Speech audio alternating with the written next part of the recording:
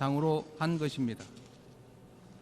10년 전 Since the United 유엔이 Nations 지속 가능한 발전 established 목표를 수립한 the 이래 Sustainable Development Goals 10 국제사회는 years ago, 빈곤 the 퇴치와 international community 불평등 has 해소를 made 위한 much progress 여러 in 진전을 eradicating 이뤄냈습니다. poverty and reducing inequality. 그러나 However, 개발 재원에 the 대한 수요는 demand for 지속적으로 development 늘어나고 financing is continuously increasing, 가장 취약한 and 이들은 the most 여전히 vulnerable are 고통 still 속에 놓여 있습니다. suffering.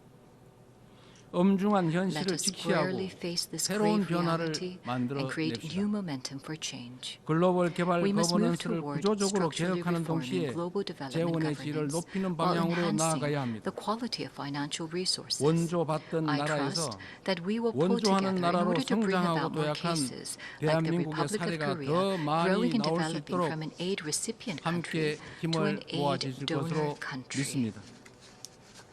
올해는 This year 유엔 창설 marks the 80th 80주년이자 anniversary of the 한반도 founding of the 분단 United Nations, 80주년입니다. as well as the 80th anniversary 새로운 of the division 도전과 of the Korean 함께 Peninsula. 미완의 New 과제가 우리를 challenges, 기다리고 as well as 있습니다. unresolved tasks await 민주 us. 대한민국은 Democratic Korea 평화 will begin a 공존, new journey 공동 toward peaceful 성장의 한반도를 coexistence 향한 and shared growth 새로운 on 여정을 the Korean 시작합니다. Peninsula.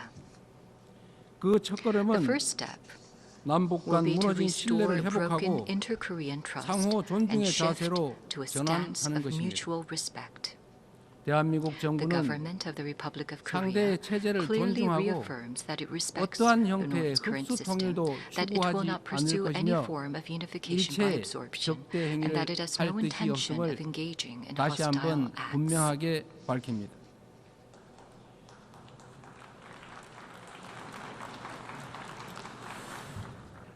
이 세 가지 원칙을 Based on 바탕으로 these three principles, 우선 we 남북 간 intend to end 불필요한 the 군사적 vicious cycle 긴장과 of 적대 행위의 unnecessary 악순환을 inter-Korean 끊어내고자 military 합니다. tension and hostile 취임 acts. 직후 That is a reason 대북 전단 why we have 살포와 proactively taken 대북 measures, 방송 중단 including 등의 halting 조치를 the launch of 선제적으로 취한 leaflets 것도 and suspending 같은 broadcasts 이유입니다. toward the north. 앞으로 우리 정부는 Going forward, 남북 the 간 government of the 군사적 Republic 긴장 of Korea 완화와 will consistently 신뢰 seek 회복의 a 길을 path to reduce 일관되게 military 모색할 tensions 것입니다. and restore inter-Korean trust. 가장 확실한 평화는 The most certain 싸울 peace is a 필요가 state where 없는 there is no 상태입니다. need to fight. 교류, Through comprehensive 관계 dialogue 정상화, centered on 비핵화, exchange 즉 normalization and denuclearization. END를 In 중심으로 other 한 words, 포괄적인 END, 대화로 we must end the 한반도에서의 era 적대와 of 대결의 hostility 시대를 and 종식하고 confrontation on the Korean 평화 Peninsula 공존과 and usher in a 공동 new era 성장의 of peaceful 새 시대를 coexistence 열어가야 and 합니다. shared growth.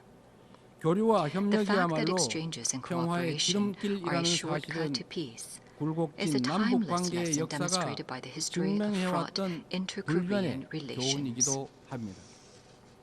남북 간 By 교류 gradually 협력을 expanding 단계적으로 inter-Korean 확대함으로써 exchanges and cooperation, 한반도에서 we will pave the 지속 way for 가능한 평화의 sustainable 길을 peace 열어 on the Korean 나가겠습니다. Peninsula. 한반도 It is 평화는 crucial 남북은 for 물론 both the RK 국제사회가 and the 함께 DPRK as well 만들어가는 as 게 international 중요합니다. community to work together to establish 남북 peace 관계 on the 발전을 Korean 추구하면서 Peninsula. While striving to 북미 advance 사이를 inter-Korean 비롯한 relations, we will provide our active 국제사회와의 support and 관계 cooperation 정상화 for 노력도 efforts to normalize 적극적으로 relations with the international 지지하고 community, 협력하겠습니다.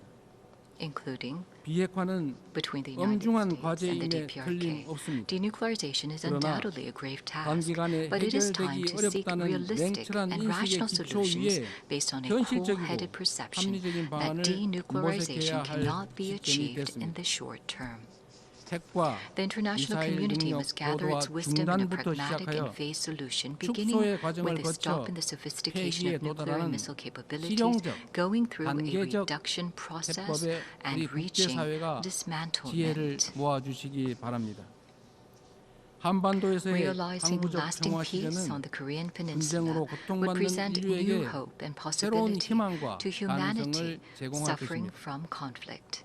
대한민국은 The Republic of Korea will END end the 이니셔티브로 Cold War in the Korean 한반도의 Peninsula 냉전을 through the 끝내고 END 세계 평화와 initiative 번영에 and fulfill its 기여하기 위한 responsibility 책임과 and 역할을 role to 다하겠습니다. contribute to world peace and prosperity. 서로 다른 나라의 A 국민이 future where 상호 people from 협력하며 different nations 전 cooperate 지구적인 and 도전을 overcome 함께 global challenges 헤쳐나가는 together 미래가 may 꿈 sound 같은 like a 장밋빛 rosy, 전망처럼 들릴 수도 dream-like 있습니다. vision.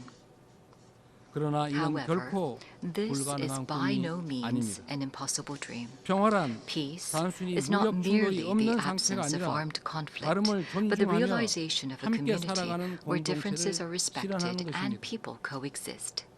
As long as respect and aspiration for diversity is inside us, we can always unite and embrace one another.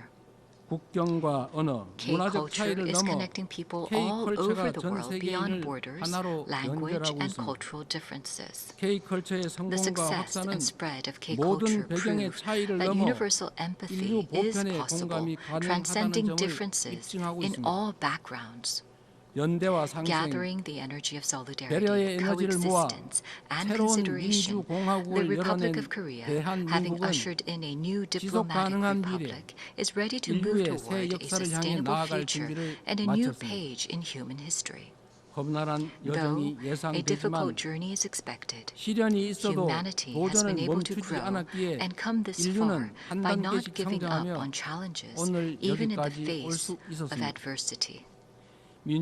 As the people of the Republic of Korea raised colorful cheering sticks in the face of a crisis in democracy, I call on the international community and the United Nations to lift the lantern of hope that will light the future of humanity. The Republic of Korea will boldly lead the way toward a new era of peaceful coexistence and shared growth on the Korean Peninsula toward a better future together. Thank you very much for your attention. On behalf of the Assembly, I wish to thank the President of the Republic of Korea.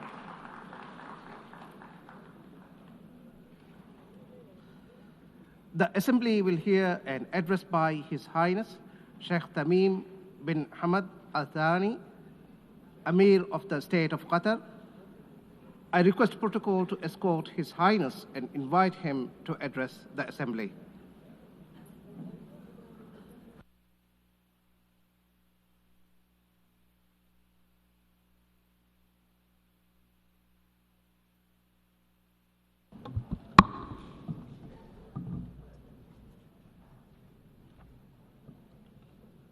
بسم الله الرحمن الرحيم. سعادة رئيس الجمعية العامة، سعادة الأمين العام، الحضور الكرام، السلام عليكم ورحمة الله وبركاته. لقد أنشأت منظمة الأمم المتحدة منذ 8 عقود بناء على عدد من القواعد والمبادئ التي توصلت إليها الإنسانية بعد حربين عالميتين، وتقوم هذه القواعد على الحفاظ على السلم والأمن الدوليين واحترام كرامة الإنسان وسيادة الدول وشؤونها الداخلية والتعاون الدولي بما فيه خير شعوبنا والبشرية. إن تراجع منطق النظام الدولي هذا أمام منطق القوة، يعني السماح بتسييد حكم الغاب، حيث تغدو مفاهيم القانون والعدالة نافذة خارج السياق، وحيث يحظى المتجاوز على الآخرين بامتيازات لمجرد أن بوسعه فعل ذلك. هذه هي الواقعية السياسية الجديدة التي اختزل تعريفها ليصبح مقتصرا على مسايرة القدرة على فرض الأمر الواقع. ثمة قصر نظر كارثي في هذا السلوك، فمرتكب التجاوزات في العلاقات الدولية يعتبر أن التسامح معه ضعف، ويعد المتسامح مع تجاوزاته عاجزا. إن الموضوع الذي ينبغي أن يتصدر النقاش في المؤسسات الدولية حاليا هو كيفية استعادة نظام الأمن الجماعي قوته وفقا لميثاق الأمم المتحدة، وعودة الفاعلية للشرعية الدولية. الحضور الكرام، كما تعلمون تعرضت الدوحة يوم 9 سبتمبر إلى اعتداء غادر استهدف خلاله اجتماعا للوفد المفاوض لحركة حماس في مسكن أحد أعضائه بحي سكني يضم مدارس وبعثات دبلوماسية، وقد سقط جراء هذا العدوان 6 شهداء من ضمنهم مواطن قطري يخدم في قوة الأمن الداخلي وأصيب 18 بجراح. people have been injured. كان هذا العدوان انتهاكا خطيرا لسيادة دولة aggression was a violation against our sovereignty and a blatant violation that is unjustified of international law. But the whole world was shocked because of the circumstances of this heinous act, which we have classified as state terrorism. Unlike the claim of the Prime Minister of Israel, this attack is not a legitimate right to follow perpetrators of terrorism. It is an act of a diplomacy that is dedicated to political assassinations, and it undermines any diplomatic efforts aimed at ending the genocide against the people in Gaza.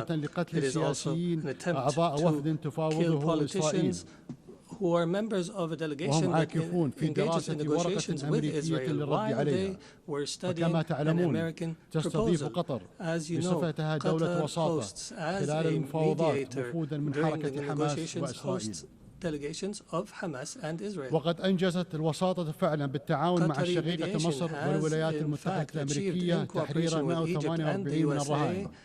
وقد واصلنا الوساطة مع أن إسرائيل ألغت الهدنة الأخيرة من طرف واحد دون تقديم أي مبرر. يحدون في ذلك الأمل بالتوصل إلى وقف دائم لإطلاق النار والإفراج عن جميع الرهائن وانسحاب قوات الاحتلال من القطاع ودخول المساعدات الإنسانية وتحرير أسرى الفلسطينيين. يزورون بلادنا ويخططون لقصفها يفاوضون وفودا ويخططون لاغتيال أعضائها. من الصعب التعامل مع هذه الذهنية التي لا تحترم أبسط المبادئ في التعامل بين البشر، فتوقع تصرفات أصحابها يكاد يكون مستحيلا. أليس هذا هو تعريف الحكومة المارغة؟ لا يسعى طرف لاغتيال الوفد الذي يفاوضه إلا إذا كان هدفه إفشال المفاوضات، وما المفاوضات عنده إلا مواصلة للحرب بطرق أخرى ووسيلة لتضليل الرأي العام الإسرائيلي. إذا كان ثمن تحرير الرهائن الإسرائيليين هو وقف الحرب فإن حكومة إسرائيل تتخلى عن تحريرهم. فهدفها الحقيقي هو تدمير غزة بحيث يستحيل فيها السكن والعمل والتعليم والعلاج، أي تنعدم مقومات الحياة الإنسانية، وذلك تمهيدا لتهجير سكانها. لهذا السبب يريد رئيسها مواصلة الحرب. إنه يؤمن بما يسمى أرض إسرائيل الكاملة، وهو يعتبر أن الحرب فرصة لتوسيع المستوطنات وتغيير الوضع القائم في الحرم القدسي الشريف، كما يخطط لعمليات ضم في الضفة الغربية. لم يعد هناك شك في أن التطهير العرقي وتغيير واقع المناطق المحتلة بل وفرض وقائع جديدة على الإقليم هو هدف هذه الحرب. وقد بين هذا الاعتداء الغادر على سيادة دولة خليجية على بعد آلاف الأميال أن رئيس الحكومة الإسرائيلية الذي يتباهى بأنه غير وجه الشرق الأوسط في العامين الأخيرين يقصد فعلا أن تتدخل إسرائيل حيثما شاءت ومتى شاءت. إنه يحلم أن تصبح المنطقة العربية منطقة إسرائيلية. وقد حذرت الدول العربية والإسلامية التي تنادت وعقدت مؤتمر قمة في الدوحة من عواقب هذا الوهم الخطير. ليست إسرائيل دولة ديمقراطية في محيط معاد كما يدعي قادتها، بل هي في الحقيقة معادية لمحيطها وضالعة في بناء نظام فصل عنصري وفي حرب إبادة. ويفتخر رئيس حكومتها أمام شعبه أنه منع قيام دولة الفلسطينية ويعده أن الدولة الفلسطينية لن تقوم مستقبلا، وإنه يتباهى بمنع تحقيق السلام مع الفلسطينيين وبأنه سوف يمنع تحقيقه في المستقبل. إسرائيل محاطة بدول إما وقعت اتفاق سلام either who have signed a peace agreement who are committed to the Arab Peace Initiative. But Israel does not make do with truces and settlements. بل تريد أن تفرض إرادتها على محيطها العربي وكل من يعترض على ذلك هو في دعايتها إما إرهابي أو معاد للسامية وهذا ما أصبح الرأي العام حتى في الدول الحليفة لإسرائيل يدركه ويرفضه realize this fact and وها نحن نشهد نشوء حركة تضامن عالمية تشبه الحركة العالمية ضد نظام الفصل العنصري في القرن الماضي ولا يفوتني في هذه المناسبة أن أعرب عن تقديري بالتضامن العالمي مع قطر بما في ذلك بيان مجلس الأمن الذي أدان العدوان الحضور الكرام لقد اختارت دولة قطر أن تظل كعهدها وفية لنهجها في صف القيم والمبادئ التي يفترض أن المجتمع الدولي يقوم عليها والإيمان بإمكانية التوفيق بينها وبين المصالح حين تكون السياسة عقلانية وواقعية وعدم الخشية في رفع صوت الحق حين يخيم الصمت والتمسك بالدبلوماسية حيث يستسهل engage in diplomacy when our enemies find it easier to use weapons. وضمان تدفق المساعدات الإنسانية We have engaged to mediate an end to the war and allow for humanitarian access and release hostages, and we have faced disinformation campaigns. However, these campaigns will not deter us. We will continue our efforts in cooperation and partnership with Egypt and the United States of America. إن قناعتنا راسخة بأنه We لا are firmly يمكن تحقيق convinced السلام that في peace can منطقتنا only دون be اتخاذ achieved in المجتمع our الدولي region ولا سيما مجلس الأمن through موقفا حازما a بالانتقال من position from the انقياده لإيقاع Security Council, الاحتلال في فرض الوقائع في حروبه المتتالية إلى حل القضية الفلسطينية على أساس إنهاء احتلال الأراضي الفلسطينية والسماح للشعب الفلسطيني بممارسة حقه في تغيير مصيره وإقامة دولته المستقلة enjoy their right to self-determination and establish their state with East Jerusalem as its capital on the borders of 1967 as per UN resolutions and the two-state solution that has been the consensus of the international community. إننا نثمن دور الدول التي اعترفت بدولة فلسطين ولا شك أن هذه الاعترافات تكتسب أهمية معنوية إذ تبعث برسالة مفادها أن العنف والمزيد من العنف لا ينجح في تصفية قضية will not succeed in liquidating a just cause such as the cause of Palestine, and we urge more states to recognize the state of منا بأن عدم الاستقرار لا يعرف حدودا وأن الإنسانية مصيرها مترابط فقد واصلت دولة قطر جهودها الدبلوماسية للإسهام في حل أزمات أخرى كالحرب في أوكرانيا والحروب في أفريقيا وقد أثمرت المثابرة في هذه الجهود مع شركائنا في القارة الأفريقية continued with partners in Africa in order to draft peace agreements, and most importantly was the signing of a declaration of principles in Doha between the DRC and the Congo River Alliance in March. Our efforts support the leadership of the U.S. to achieve a peace agreement in the east of the country, and Qatar will continue to engage as an international partner in order to achieve the peaceful settlement of conflicts and to seize opportunities to establish global peace. Your Excellencies, some states in our region still suffer the lack of security and stability. However, there is hope through some positive developments. In our dear Syria, since the end of last year, is going through a new phase that we hope will be a path towards achieving the aspirations of the Syrian people towards stability, development, and the rule of law after the end of a dark phase of the country's history. Egypt has stood by the Syrian people throughout the previous years. I recall and urged to support Syria from this podium, ويتعين على المجتمع الدولي استغلال الفرصة المتاحة حاليا the international community is called upon to assist Syria now in order to succeed through the transition phase after decades of suffering. Our experience in other Arab countries has taught us that building state institutions and establishing relations between a state and others is based on equality, and internal stability on the basis of respect for diversity are paramount issues at this stage. Qatar will not spare an effort to provide the necessary support to our brothers and sisters in Syria, and we have no doubt that the Syrians will be able to overcome this phase and to reject sectarianism in all its forms, and that they will reject external interference, especially the Israeli attempts to divide Syria.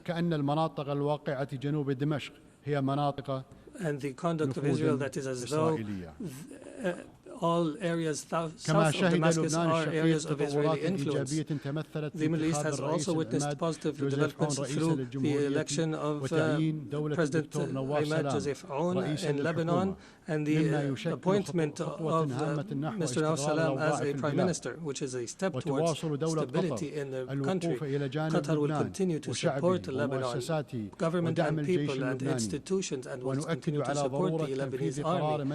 We emphasize the need to implement Security Council Resolution 1701 and the withdrawal of Israeli forces from the areas it occupied during the last war, and to end Israeli interference in internal Lebanese affairs.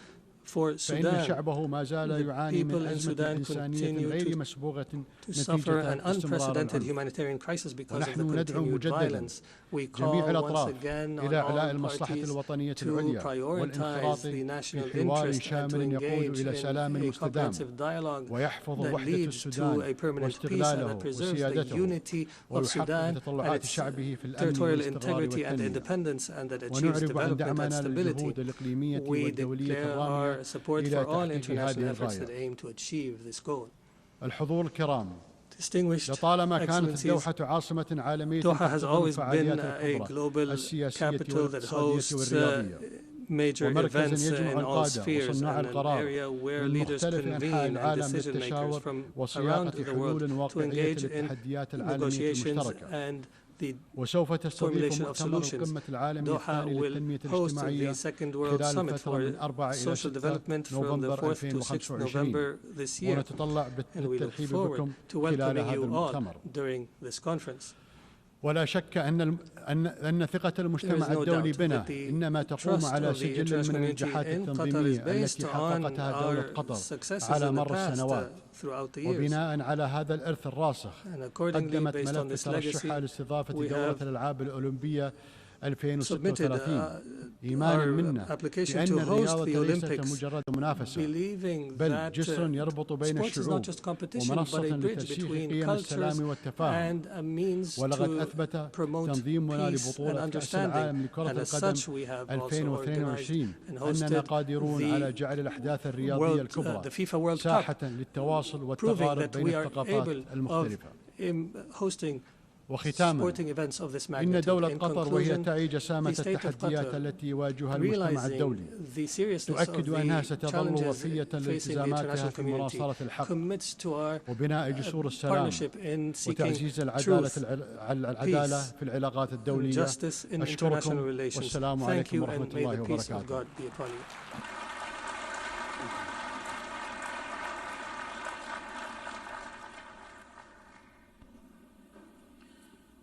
On behalf of the Assembly, I wish to thank the Emir of the State of Qatar.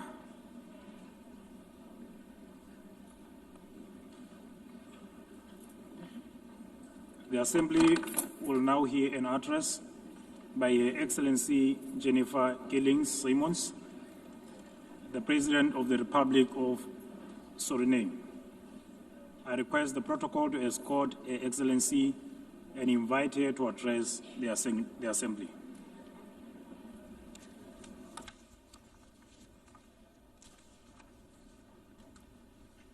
Good morning. Madam President, we are here to commemorate in this special moment in history as we celebrate the United Nations 80th anniversary. And this 80th anniversary of the General Assembly coincides with the 50th anniversary of the independence of the Republic of Suriname and our membership of this organization. On behalf of the government and the people of the Republic of Suriname, I express sincere congratulations to the international community on this occasion. It is clear that a journey that spans over 80 years cannot be and has not been without challenges. The United Nations played, in some instances, an important role in ending colonial rule, worked on advancing human rights, and often provided hope and a future to the most vulnerable in our global community. This is also the organization that provided a voice to the global community and worked to establish a balanced world order aimed at adopting a framework for sustainable development agenda and contribute significantly to advancing human rights, more specifically the rights of women and children. The organization promoted education for all and universal access to health care.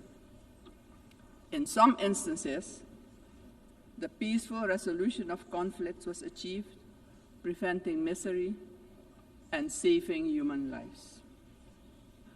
Madam President, on the other hand, we must admit that the UN, at other times, regrettably has been unsuccessful in avoiding conflicts, wars, and violations of human rights. As we look at the world today, we see that in Europe, war has returned. Elsewhere, wars are displacing millions, killing many, and threatening global security and peace. In other countries and regions, for instance in the Middle East, we have witnessed unspeakable terror at the hands of terrorist organizations. The UN was not able to prevent that. At this moment, there are increased occurrences of grave violations of human rights and more specifically, the rights of children. For example, in Gaza, it is unbearable to even think about their suffering. Also, within our own region, which is the Caribbean, we have not been spared of rising tensions. It is with heightened concern that we noted the Secretary General's recent briefing on the Security Council meeting on the situation in Haiti, mentioning that the Haitians are enduring a perfect storm of suffering. Haiti is still paying a hefty price for being the first to throw away the shackles of slavery in the region of the Caribbean. Our hearts go out to the people of Haiti. Suriname strongly reiterates its position that conflicts should primarily be resolved through dialogue. And we remind the international community that Latin America and the Caribbean are proclaimed a zone of peace. We do not want military aggression in our region.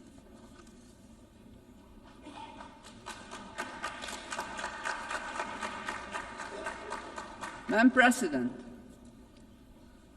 this is the moment, on the 80th anniversary, we should reflect and ponder on the next 80 years.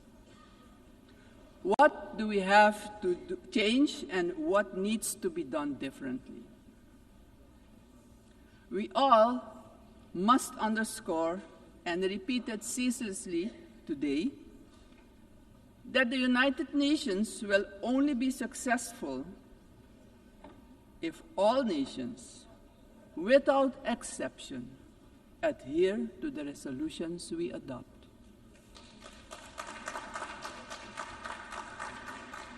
We can only keep the peace if we stop allowing that the votes of all the countries in the world can be nullified by one veto.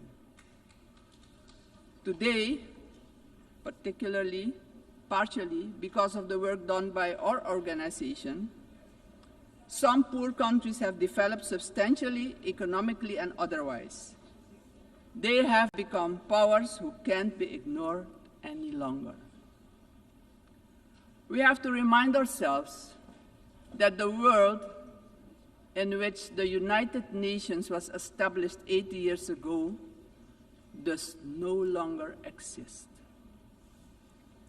The task ahead, therefore, is that we, in the first place, renew our vows, recommit to the principles and objectives of the Charter of our organization, and recognize all the voices in the world, because people from all regions should have opportunities for a dignified life. Furthermore, the UN should adjust to the world we currently live in. This means, for example, the Security Council should expand to include all nations who exert major influence in the world. Exclusion of these players will only increase the risk of conflict and obstruct the beneficial cooperation necessary for humanity to develop and prosper. It is of great importance that all economically and otherwise strong nations and countries maintain a healthy competition that promotes the scientific advancement we need for sustainable development. On the other hand, these countries need to work together to guarantee global peace, so crucial for the existence and growth of the developing states and for their own countries. In this context, Suriname endorses the inclusion of, amongst others, Brazil, India, and the representation of the African continent for equal membership of the Council. Equally, we support the CARI composition for a non-permanent rotating seat for the small island developing states and low-lying coastal countries. I would also like to remind the member states that my country, Suriname, has presented its candidacy as a non-permanent member of the Council for the period 2043 to 2044. Madam President, the United Nations must be a genuine unity of nations. If our organization, moving forward, wants to play a crucial role in creating a prosperous future for humanity, we have no choice than to genuinely unite, all of us. Suriname stands firmly for global peace, for the rule of law, and for the equal value of every human life. Considering this, Suriname once again calls for the lifting of the long-standing, unjust embargo against Cuba, bringing misery to its people. Madam President, Suriname is a country with people of indigenous, Maroon, Javanese, Hindustani, Creole, African, Chinese, and European descent. We all live together in a mosaic of cultures and faiths. The persons from Surinamese origin living abroad are part of this mosaic of our population and can contribute to the socio-economic development of the nation. We consider this diversity a great asset. Actually, Suriname does not have diversity. Suriname is diversity, and we keep working together to protect and grow our national unity for our own well-being and as an example of harmony in this often divided world. My country also carries immense natural wealth. and it is our vision to create an economy that is resilient, sustainable, and inclusive. Together we strive to build this more diverse economy by developing, among others, our tourism and agricultural sectors, strengthen our educational system, and work towards universal access to basic health care. Suriname has a vast tourism potential with its green and lustrous hinterland, many waterfalls, rapids, and great rivers for relaxation, as well as for unforgettable adventures, if you're inclined to that. Rich biodiversity, cultural treasures, and the UNESCO-acknowledged historical city of Paramaribo. Through cooperation in the agriculture sector with our neighbors, we aim at improving food security within Suriname and the Caribbean community. My government views energy security as a strategic priority for national development, regional stability, and economic resilience.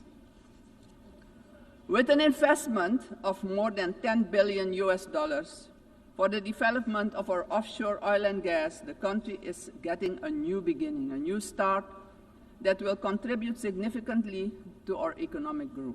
However, we know oil and gas revenues should not be the sole fundament of our economic development.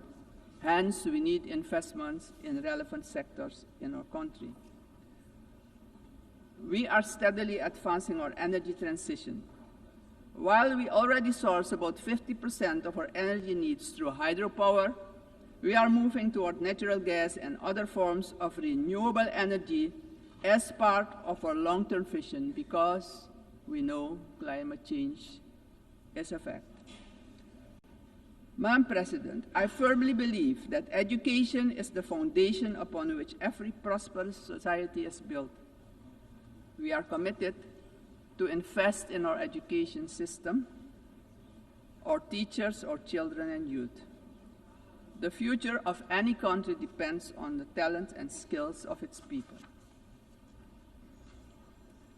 My country reaffirms strongly its commitment to upholding the rights of indigenous and tribal communities, ensuring that their livelihoods, tradition, knowledge systems are respected and preserved, and the acknowledgement of their collective land rights. Strengthening our institutions is high on our agenda. Suriname has worked tirelessly on the prevention of diseases, and despite challenges, we have achieved results that we as a country can be proud of. As of June 30, 2025, Suriname has officially been declared malaria-free by the World Health Organization after 30 years of continuous fight against this disease, the first in the Amazon region to receive such a recognition. We're aware of the responsibility to remain vigilant as government as well as a community to ensure that these gains are sustained. Suriname's example showcases that we too can surely make a valuable contribution in combating infectious diseases. Madam President, the Caribbean community is expanding its outreach. And in this light, Suriname also welcomes the recently concluded Second Africa CARICOM Summit held in the Republic of Ethiopia. This, Madam President, honors the historic, cultural, and human bonds between the regions of the Caribbean and Africa. Suriname also acknowledges the CARICOM 10-point plan for reparatory justice, which has our full and strong endorsement. Slavery was a crime, is a crime against humanity, and we're talking about reparations, yes. We will furthermore continue to contribute with CARICOM, aiming at enhancing the organization's geopolitical influence. Despite our commitment as a country to the Paris Agreement 10 years ago, we see that the climate crisis is worsening. It's worse than we feared. Our countries have least contributed to climate change and carbon emissions, but are hit the hardest by its effects, directly impacting the livelihood and economic growth of our peoples.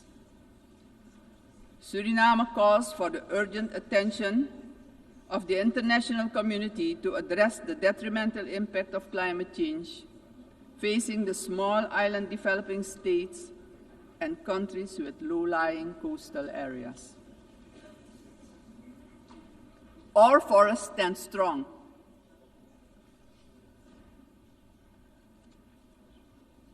More than 90% of our land is covered by rainforest.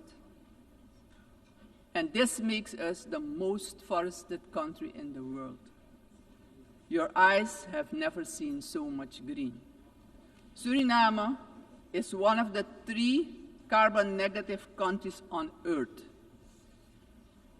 Since 1992, our forest has absorbed nearly 290 million tons of carbon, and each year we capture more than we emit, and we want to keep it that way.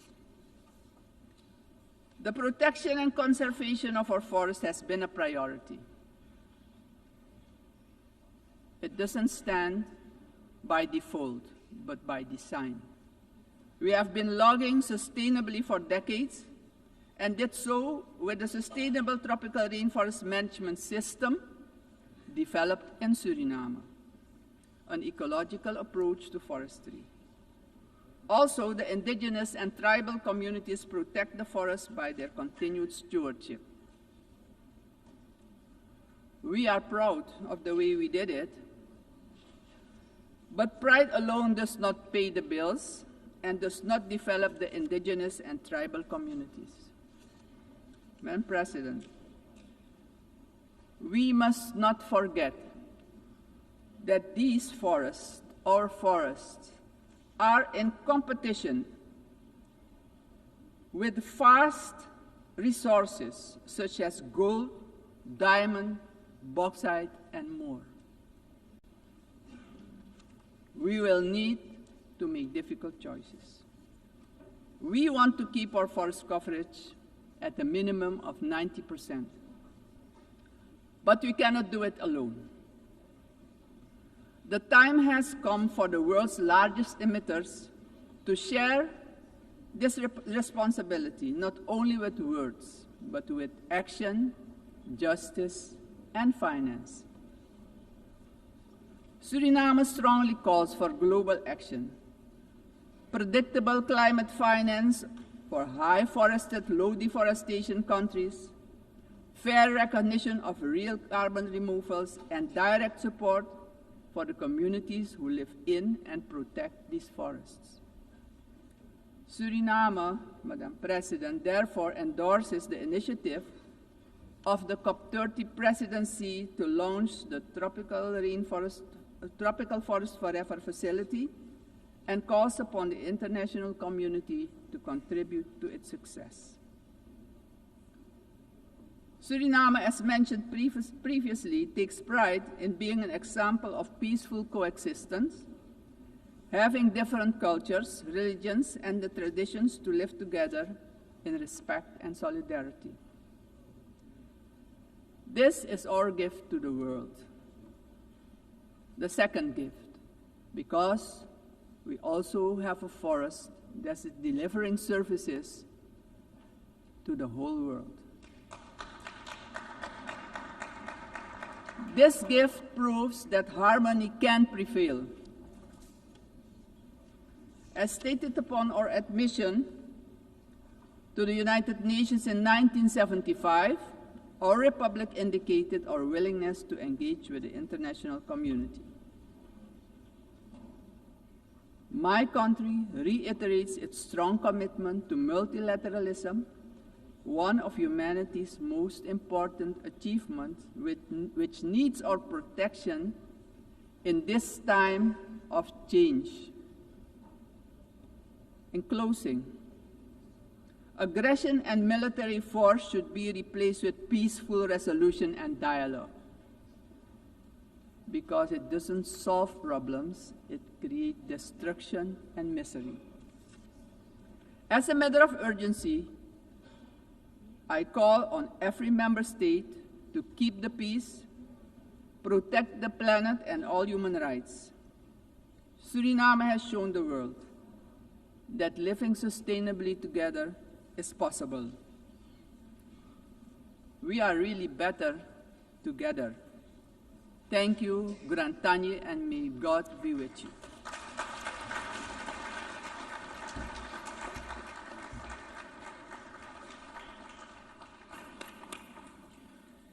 On behalf of the Assembly, I wish to thank the President of the Republic of Suriname. The Assembly will hear an address by His Excellency Katinas Nauseta, President of the Republic of Lithuania. I request protocol to escort His Excellency and invite him to address the Assembly.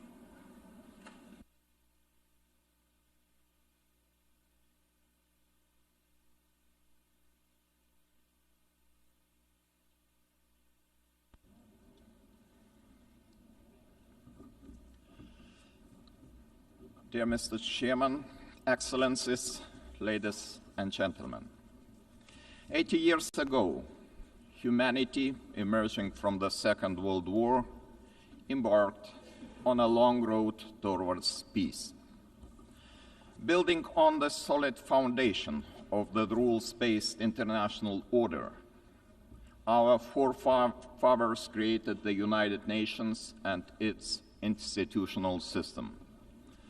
This system was never perfect. Many nations, Lithuania included, had to struggle for decades, seeking freedom, independence, and sovereignty. Many people suffered war, famine, and premature death. And yet, it was the best international order that we have ever. The United Nations system embodied the great hope that nourishes the human soul and guides our actions for the universal good. Together we succeeded in condemning war and conquest, at least in theory, if not always in practice. To this day, even the worst aggressors feel ashamed to openly conquer, destroy, and enslave. Instead, they talk about special military operations and the need to protect those who frankly do not want to be protected. This shame is a significant achievement of our time.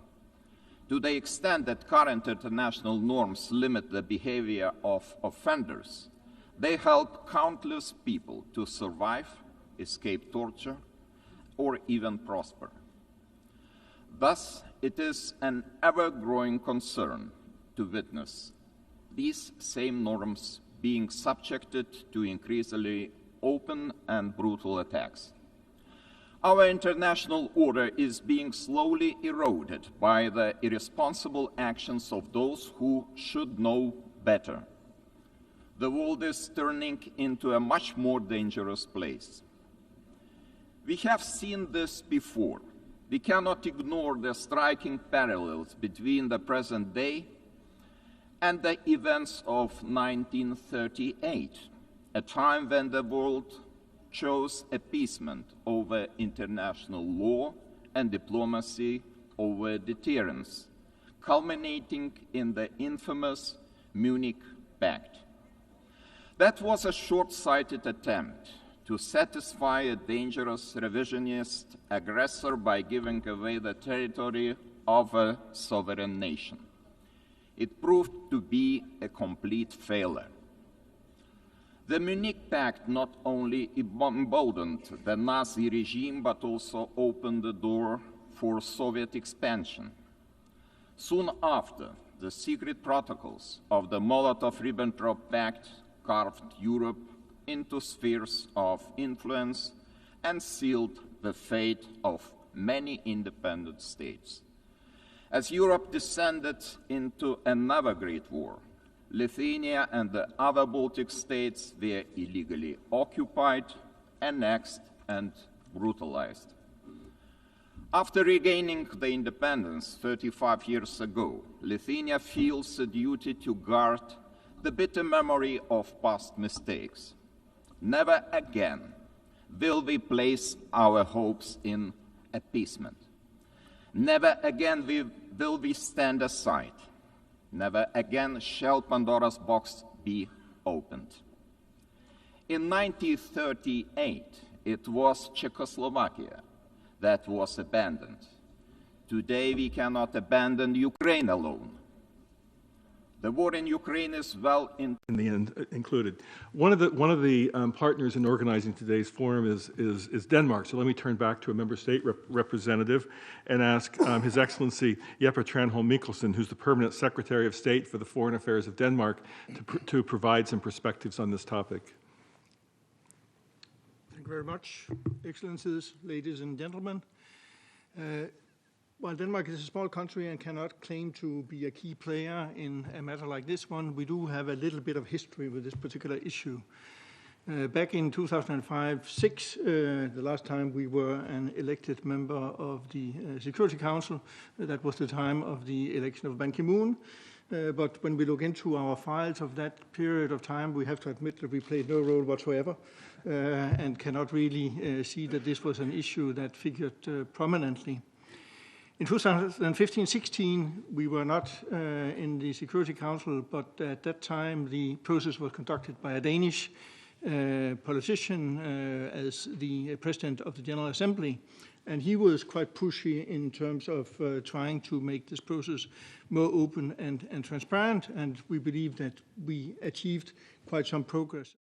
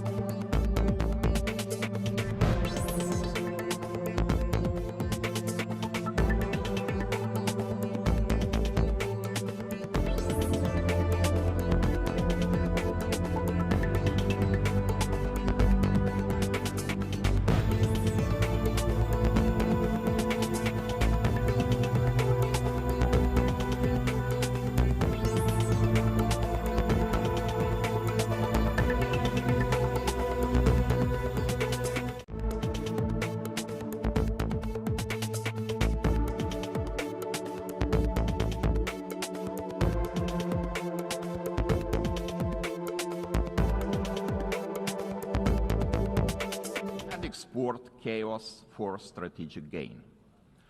Russia is not acting alone. The countries enabling Russia's war against Ukraine also violate international law.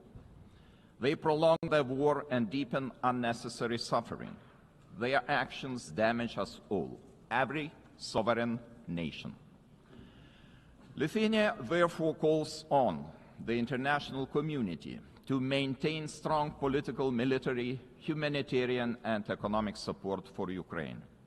Having already provided more than 1 billion euros in assistance, half of which for reconstruction and long-term recovery, we are setting an example to follow. It is equally vital that the international community stop buying Russia's energy resources. Without all that oil and gas money, Moscow's war machine would finally stop. If history is any indicator, Russia will never stop using energy for its geopolitical goals. Wherever Russian energy resources flow, corruption, blackmail, and sabotage will follow. Let me remind you, this is a country that understands only the language of force. Ukraine's ability to deter aggression will be the decisive factor in the future. Moreover, peace will never be sustainable without justice. Russia's numerous war crimes, from mass killings and attacks on hospitals to the abduction, deportation, and indoctrination of children, demand accountability. My country strongly supports the Special Tribunal for the Crime of Aggression under the auspices of the Council of Europe. We call on all states to endorse this initiative. Accountability must have real consequences: legal, political, and financial. As a co-founder of Register of Damage for Ukraine, Lithuania calls on all eligible states to join this vital effort. Russia's frozen assets must eventually be used to help Ukraine defend itself and rebuild. I also cannot stress strongly enough that the return of all deported Ukrainian children and illegally detained civilians must be a global priority. We urge all states and institutions to strengthen international efforts and to ensure their safe homecoming. Ladies and gentlemen, as crucial as Russia's war of aggression against Ukraine is, it is only part of the broader global upheaval. Lithuania watches the current situation in the Middle East with deep concern. We join the international community in calling for the full and immediate implementation of the ceasefire in the Gaza Strip. To prevent starvation, humanitarian aid must be allowed to reach those in need without obstruction. At the same time, the unconditional release of all remaining Israeli hostages remains a crucial step towards ending hostilities. Lithuania is firmly committed to a just and lasting peace in the Middle East. We condemn all the actions that undermine this goal. The ongoing mediation efforts led by the United States, Qatar, and Egypt deserve our full support. There is no alternative but to revitalize a credible political process towards a two-state solution, ensuring that the State of Israel and an independent, democratic, contiguous, sovereign and viable State of Palestine can live side by side in peace, security and mutual recognition, with Jerusalem as the future capital of both states. Sadly, many states remain trapped in cycles of conflict, crisis and long-term fragility. It is our shared responsibility to support those in need as destabilization spreads far and wide across international borders, regions, and continents.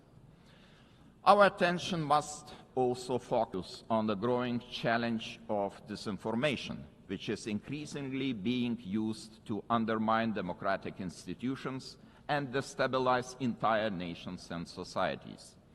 Lithuania calls on all members of the international community to defend truth as the supreme value and to fight attempts to rewrite history. As we face high global uncertainty, one choice remains entirely clear. Either we will repeat the mistakes of history, or we will find the resolve to defend the core principles of the United Nations. Today, Lithuania chooses to act. We call on the international community to respond to today's challenges with unity and determination.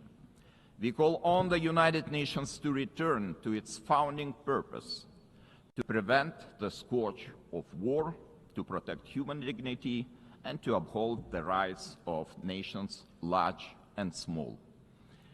Together, we must ensure that no permanent seat on the Security Council grants any state permanent impunity.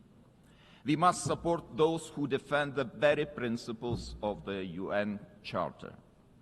In this spirit, I welcome the Secretary-General's UN80 reform agenda, a timely blueprint for adapting this institution to the realities of today's world. His call for a more inclusive, effective, and accountable United Nations deserves our broad support. Lithuania stands firmly behind these efforts to reimagine multilateralism. We call on all states to strengthen our collective ability to act across all three pillars: peace and security, human rights, and development. Our message must be simple and straightforward. Aggression cannot win, and the principles of the UN Charter must prevail. Let us rise to the demands of this moment. Thank you very much.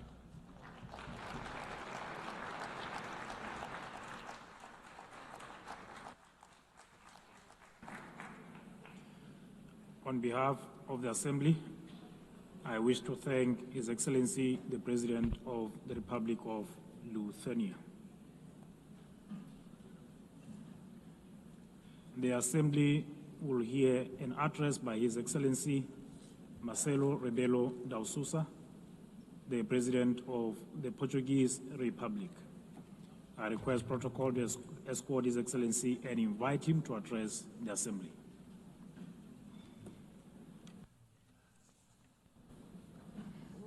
Mr. Chairman, Excellencies, symbolic moment this one for United Nations, the celebration of 80 years, and for us, Portuguese, 70 years of membership. The time of judgment, of compromise, of renewal, multilateral ambition.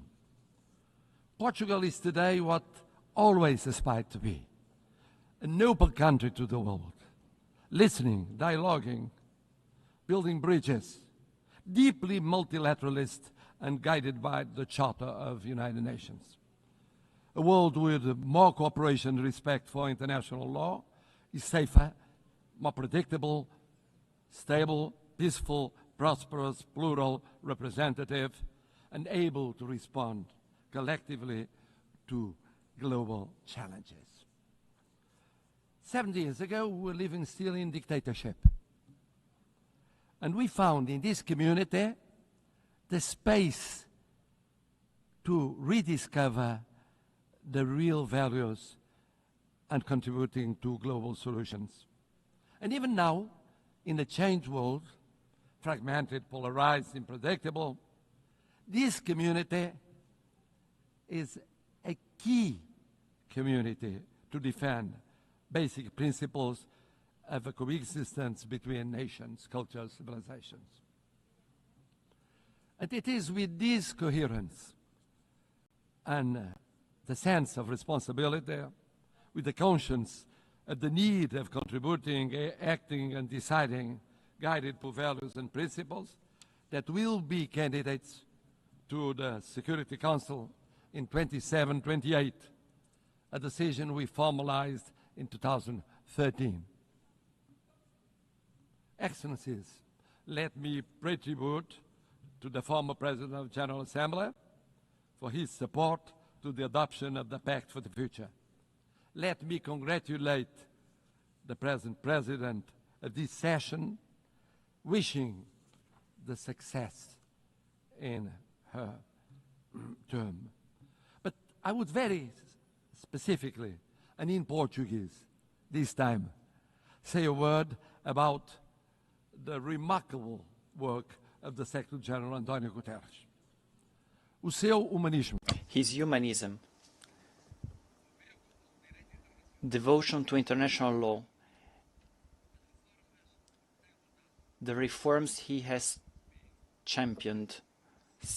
2017, que inclui agora, now including UN80 and the Pact for the Future,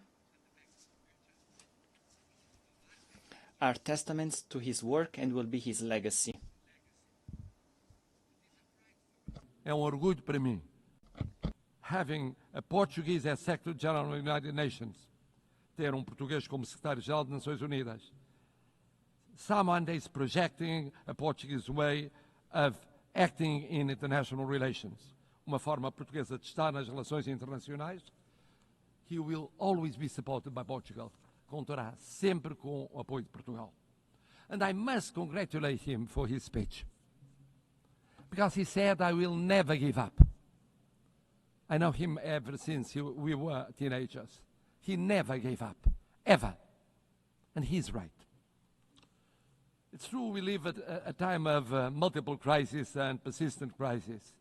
Division, polarization, violations of international law, cleavage between power exercise and responsibility, technology and ethics, urgency of crisis and capacity of response and action. United Nations faces an existential moment. Without change, without renewal, the United Nations will be marginalized, and we could be left to the law of force. No G1, no G2, no G3, no G1 plus 1, 1 plus 2, or 2 plus 1 will be an alternative. No absence of multilateralism will avoid the need of multilateralism. The world is multipolar, will be multipolar. Just think of the situation in Ukraine or the situation in Middle East. In Ukraine, for years, and now for months, for 8 months, one is waiting the mediation of the most powerful in the world. Do we have a ceasefire? No, we don't. In the case of Middle East, we waited and waited for the intervention of the most powerful in the world. Did we have a ceasefire? Without the multipolar, multilateral intervention of so many countries, here in New York, with the recognition of the existence of the state of Palestine, some Europeans, others non-Europeans, we won't change soon. This means we need United Nations, we need multilateralism, we need dialogue between countries from every continent. And the same for international law. We need international law. We need international law for the reform of United Nations. We need international law as a foundation of peace and justice. A world governed by rules is a safer and more predictable and equitable world.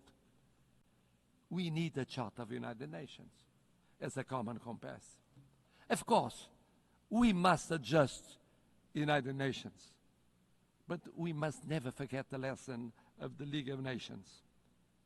When one forgets the principles, when one abandons the principles on account of pure realpolitik, I mean the power or the powers of the moment, one forgets that no power is eternal. No personality is eternal. Empires went up and went down. We know by experience it. Colonial empires inside Europe, all kinds of empires went up and went down. We believe that in the reform of United Nations, we have 3 pillars: prevention, partnership, and protection. Preemptive action before the conflict, not just afterwards. Mediation, preventive diplomacy, intervention of the Secretary General and of the PBC. Avoiding destruction and institution collapse. Building peace, fighting against the deep causes of violence, promoting resilient and peaceful societies. But development, peace building without development, preventive action without development doesn't work. We co-presided, together with an African partner, Burundi, the preparation of the fourth conference on financing of development. Ideas, dialogue, determination, results. Without sustainable development, no lasting peace is possible. Never forget to implement the 2030 agenda and the reform of the international financial architecture. It's a priority involving the digital, the space, the artificial intelligence technologies as force for peace, not tools for domination. Bridging the digital and technological divides as central to build resilient societies. C'est aussi très fier que... And with great pride, we share in the priority of prioritizing oceans, addressing climate change. We can talk about combating climate change, but we must first and foremost admit that there is this change. That's why we prepared for UNOC 2 in Lisbon, and we were at UNOC in Nice. We were one of the first European states to ratify the BBNJ Treaty. We project 27% of our marine surface area. That is 3% of the objective for 2030. Speaking of the appeal of partnership, the United Nations must deepen partnerships, strategic partnerships with regional organizations. Portugal has the experience that is very specific. We have the experience of the community of Portuguese-speaking countries. Portuguese-speaking community, present in 9 countries, 4 continents, 1 language.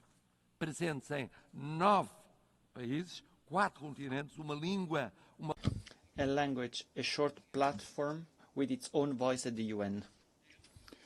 We hosted the 10th Global Forum of the Alliance of Civilizations. For the Alliance of Civilizations. Also, the conference, UN Conference on Racism.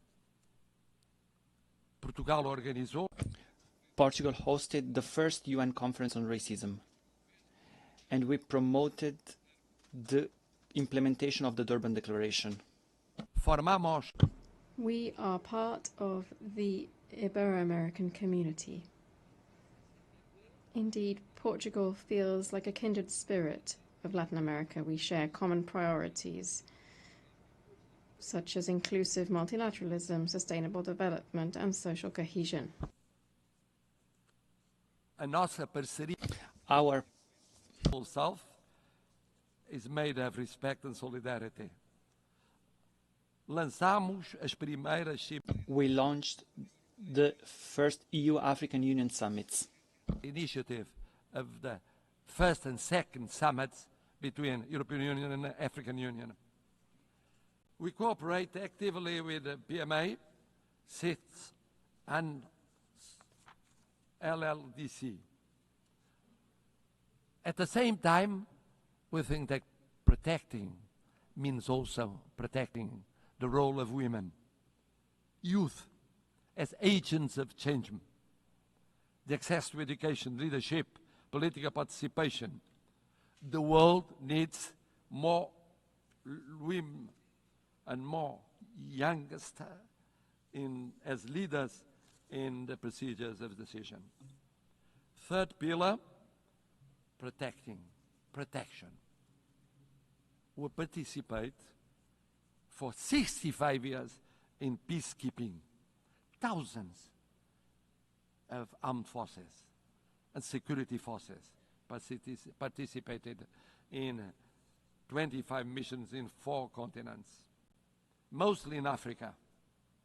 Peacekeeping now with 4 peace operations, a quick reaction force, punctual payment,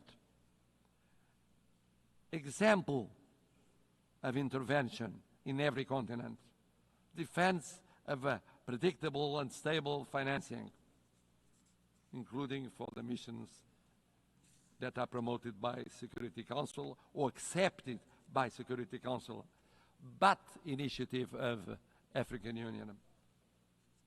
This year, we celebrate the 25th anniversary of the additional protocol to the Convention of Rights of Children involved in armed conflicts. It's a drama. It's a drama. Children going on being victims in every war scenario. We have the legal duty, the political and the moral duty of protecting them.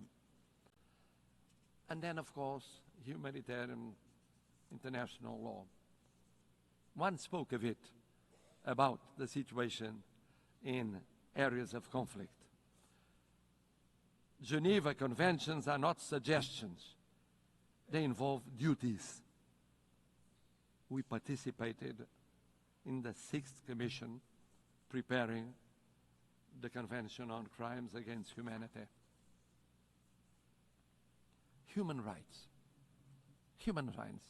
Human rights mean personal rights, political rights, freedom of expression, economic rights, social, cultural rights, universal, interdependent, and inseparable. Não podemos ficar. We cannot remain indifferent concerning major crises. We just declared our decision of recognizing the state of Palestine. In the Middle East, now we think that the following step is creating conditions for a ceasefire, immediately releasing the hostages, humanitarian assistance, but also creating political, economic, and social conditions to strengthen the solution of 2 sovereign states, rebuilding economies and societies, giving an opportunity to peace, to the daily life of Israelis and Palestinians, so that they can live, not die. Live, not die. In Ukraine, sovereignty, independence, and integrity with global total ceasefire, immediate and unconditional, first step for a fair peace, respecting international law and respecting the Charter of the United Nations. In Sudan, intervening to react much more quickly to perhaps the greatest humanitarian catastrophe in Africa. On Haiti, in Haiti, where the suffering of the population is no longer tenable, this in light of the barbaric atrocities committed by criminal gangs and the recruitment of child soldiers, decisive UN assistance to the multinational security support mission is required before it is too late.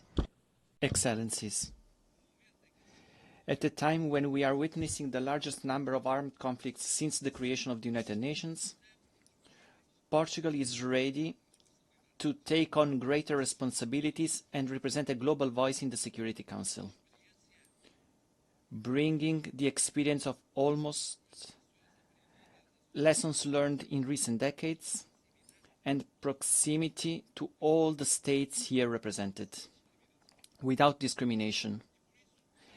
And for that, our vision for the Security Council will act to prevent and creating partnership and protection, and with the reform of the Security Council to make it more representative and effective, to reflect the geopolitics of the 21st century and doesn't remain stuck in 1945, with representation of the African continent, with seats represented, and recognition of major emerging powers such as Brazil and India, with more transparent, a council that is more plural and consistent with the content and the spirit of the Charter. A Security Council which in 2024 met frequently since 1989. But it met frequently with less resolutions adopted and the highest number of vetoes casted. It's unacceptable that the use of veto continues to paralyze essential decisions. It is therefore unacceptable in the face of human suffering. The Charter is clear. A party to a conflict shall not be the judge of its own case. Portugal supports the ACT Group's code of conduct, measures to restrict the use of veto, and all initiatives that strengthen transparency and accountability within the Council. A last word. Portugal is presenting itself to the Security Council without hidden agendas, but rather with an agenda aligned with the values and objectives of the UN, with humility, but with confidence, contributing to a council that is more effective, representative, and close to those who expect protection from it. We are a predictable country, a bridge builder, a reliable partner, an uncompromising defender of the UN Charter. It is in this spirit that we want to serve, that we reaffirm our commitment to the United Nations today, and that we hope will earn your trust for the future of the United Nations, but mostly for the future of the world. More peaceful, more just, more respectful of dignity, human dignity, in so many conflicts that represent a shame for all of us. Thank you.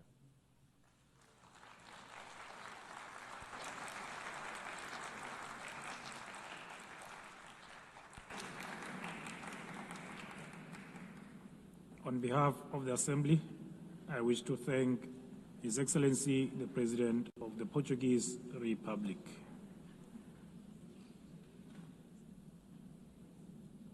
The Assembly will hear an address by His Excellency Yomandu Usi, President of the Eastern Republic of Uruguay. I request protocol to escort His Excellency and invite him to address the Assembly.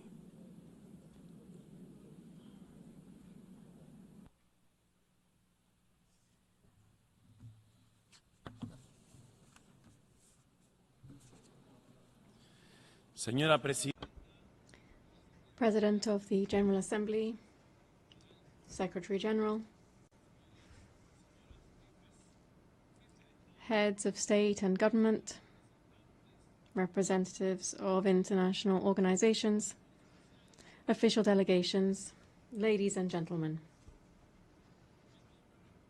I come from a republic that lies to the east of the Uruguay River, one which on maps, in history and in culture occupies a small corner of the southernmost tip of the world. This is a country of grasslands overlooking the ocean, which stands out for the tranquility and hospitality of its people. I come from a country where it is now common practice for a president to visit neighboring countries accompanied by his predecessors from other political parties. This is a country where the handover between governing parties does not trigger an institutional crisis. On the contrary, this can enjoy a football match standing in the stands like any other supporter. I come from a country whose political parties, almost all of them more than half a century old, are always willing to agree on national solutions to national emergencies. Uruguayan solutions, as we call them. In saying this, I'm trying to express how Uruguay lives its profound vocation for peace and respect every day. I live in a country, of course, that does not stand on the threshold of paradise, since we are also facing fresh challenges in child poverty, public security, and social inequality. And on these issues also, there is, generally speaking, national consensus. Our historically robust institutions and political system have allowed Uruguay to continue to stand out in the region for its high level of human development and its income distribution policies. It has allowed us to be a country with stable rules, where contracts are honored, where international commitments are respected, and where macroeconomic stability is a state policy. But this impressive record can also be seen beyond our borders, because Uruguay is recognized worldwide for its commitment to peace, its tireless pursuit of the peaceful resolution of conflicts, its unfettered respect for international law as the greatest guarantee of the sovereignty of peoples, and for being a fraternal and hospitable land for migrants from all latitudes.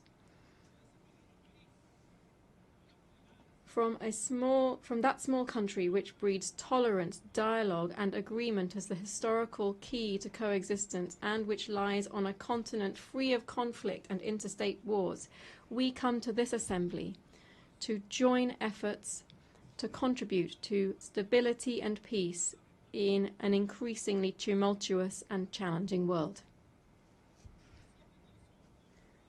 The growing geopolitical tension and increase in conflicts, together with the underfunding of efforts for a peaceful and rules-based global order, are posing enormous challenges on a planetary scale.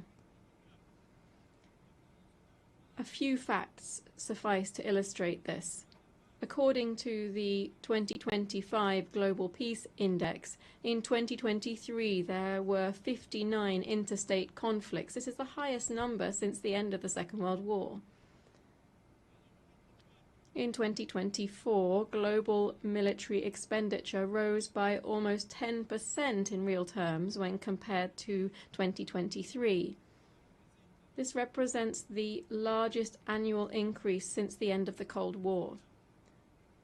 We're talking about military expenditure of $2.7 trillion. We're not only talking about increased conflict between nations, nor of rapidly growing military expenditures to sustain this, but we're also talking about new forms of cruelty and death that wars now bear. We are well aware that since the very birth of civilization, the absence of violence or war has perhaps been nothing more than a pipe dream. But in our time, technological progress has unleashed other, much more perverse means of waging war, such as the use of military practices aimed at sowing fear, terror, and death among the civilian population. Let it be very clear. We condemn all forms of terrorism, since it constitutes, among other things, a despicable act of cowardice. There is another perspective, a current perspective, one that leads us to believe that the main objective of current wars seems to be the systematic practice of extermination. The end has never justified the means. We must banish that old precept that war is the continuation of politics by other means. All war is criminal, irrespective of where it occurs, irrespective of the God invoked to justify it, and it will always deserve our most visceral condemnation. It is true that every nation has the right to its own territory and government. It's true that they have the right to establish a level of self-determination that allows a nation to coexist with other peoples. And the value of the United Nations is precisely to ensure that these principles are realized in a peaceful and civilized manner. No state that claims to be democratic and to live under the rule of international law can, even under the legitimate right to defend itself against terrorism, exercise barbarity against any civilian population, least of all against especially vulnerable and defenseless persons. Since 1948, Uruguay has maintained a consistent and steadfast position in line with the principles of self-determination and peaceful coexistence. Our historic stances on the main global conflicts, especially that currently underway in the Middle East, are well known. In this regard, Uruguay has always maintained the position of two states, two peoples. The Uruguayan government hence takes very seriously the reports produced by the international community concerning the Palestinian territories and urges the implementation of the recommendations made by the United Nations. At the same time, we urge the immediate suspension of military operations of death. We urge the suspension of death of innocent civilians. And we request the release of the hostages. In our world, at the same time, there are other persistent and worsening, more widespread and permanent tragedies, to such an extent that the Universal Declaration of Human Rights, adopted in this very assembly 77 years ago, stands as a revolutionary manifesto in the times that we are living through, beginning with its first article, which proclaims all human beings are born free and equal in dignity and rights, and, endowed as they are with reason and conscience, should act towards one another in a spirit of brotherhood. How far we are from our own principles and commitments when we see that the gap between those who have the most and those who suffer the most is ever greater. How far we are when we see that the principles of freedom and equality are increasingly estranged, and we hear much more talk of a supposedly free individual than of egalitarian societies in terms of income or the enjoyment of rights. How far we are from human sensibility when we forget that our main calling must be to stand with the majority, listening to every problem or anguish of our people and understanding even and fundamentally those who think differently. Madam President, I come from a country with a long, faithfully documented tradition in international politics. This tradition includes staunch support for multilateralism in all of its facets, political, economic, cultural, as the best and only way to face the challenges to which I have referred. It also, of course, includes a permanent commitment to international law, a commitment to dialogue and to the building of peace as one of our greatest contributions in the context of a fragmented and polarized world. My country's entire political system is proud to contribute decisively to global tasks such as the maintenance of international peace and security, the consolidation and development of international law through participation in normative bodies and in international courts, through our support for disarmament, food security, global health, and commitment to addressing climate change. In this context, I wish to highlight my country's historic commitment to the multilateral peacekeeping system. In the last 35 years, and without interruption, Uruguay has deployed battalions to various United Nations peace operations. We've taken on this role to such an extent that we've become the leading country in Latin America and the second per capita worldwide in contributing to this type of missions. Moreover, we have done this with particular distinction because our troops have been specialized in the most emblematic role of these peace operations, that is, the protection of civilians in armed conflicts. The nations represented in this assembly are well aware that my small country is very far from standing out for its military might or its economic dominance. And it is there, paradoxically, that our strength lies.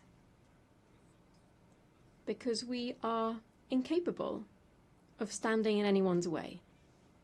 On the contrary, our strength lies in intangible capacities that this world greatly needs, because we are a country that can be relied upon to promote dialogue and peace. Firstly, because those principles define us as a republic and are evident in our respect for the separation of powers and the rule of law, the strengthening of our democratic system, and our respect and promotion of human rights and social equity, among other things. Secondly, because this is how we have historically conducted ourselves on the international stage. As early as in 1907, for instance, my country took a firm stance at the Hague Conference on Arbitration, seeing it as an essential and obligatory mechanism for resolving conflicts between states. Just a few years later, in 1921, Uruguay was the first state in the world to accept the jurisdiction of the Permanent Court of International Justice, the predecessor of the International Court of Justice. On the basis of these and other historical precedents, I hereby reaffirm that Uruguay is in an excellent position to be able to offer itself to the world as a host for negotiations, as a promoter of networks of dialogue and mediation, leading to the construction of peace and the prevention of conflicts. Believe me, we are prepared for this ever more urgent and necessary challenge. Among other reasons, because we have learned, as my country's former president, José Pepe Mujica, said, that tolerance is the foundation for peaceful coexistence. Thank you.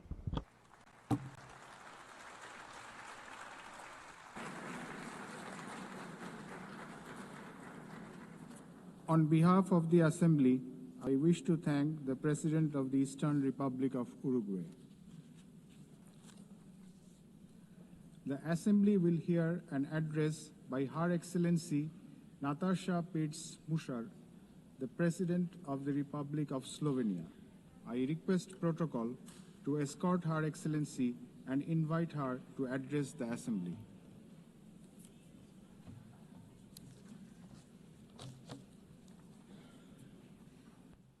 Madam President, please accept my warmest congratulations on your election at this historic 80th anniversary of the United Nations. Your election underscores the vital importance of including women in the decision-making process. Ladies and gentlemen, Excellencies, in 1945, the end of the Second World War was greeted with celebrations, and hopes were placed in a new era of peace and cooperation, embodied by the creation of the United Nations.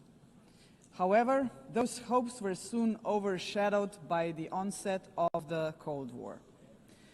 When it ended in 1991, we once again dared to believe that this would pave the way to the vision of lasting peace, security and cooperation as enshrined in the UN Charter. Sadly, that vision has not materialized. In fact, the situation has worsened, and here is why. Firstly, the Security Council, envisioned as the very pillar of collective security, is failing to meet the expectations of the world, if it ever has. The Permanent Five were supposed to be role models for the rest of the world working for peace. Some work in their own interests instead. Secondly, the promise of the Sustainable Development Goals is faltering. Progress is lagging, and with cuts in development assistance, millions of the world's poorest are pushed further away from the access to even the most basic services. Thirdly, international law appears to stand at the precipice of irrelevance. The independence of elected international judges, the integrity of human rights institutions, personal security of human rights defenders, and the authority of this organization are under siege. Fourthly, the Genocide Convention risks becoming a relic of the past. Some states have put the International Criminal Court to its greatest challenge ever. Its prosecutors, whose only duty is the pursuit of justice, and its judges, whose responsibility is to uphold the law, our international law, now face sanctions and intimidation. As if the states that sanction them would prefer to shield the alleged perpetrators of atrocities rather than confront the truth and help deliver justice.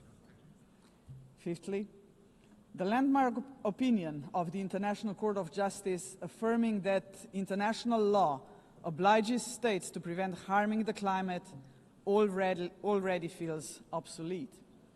And finally, states are withdrawing from the Paris Climate Agreement, from the Ottawa Treaty, and from the UN agencies, or simply cutting their finances.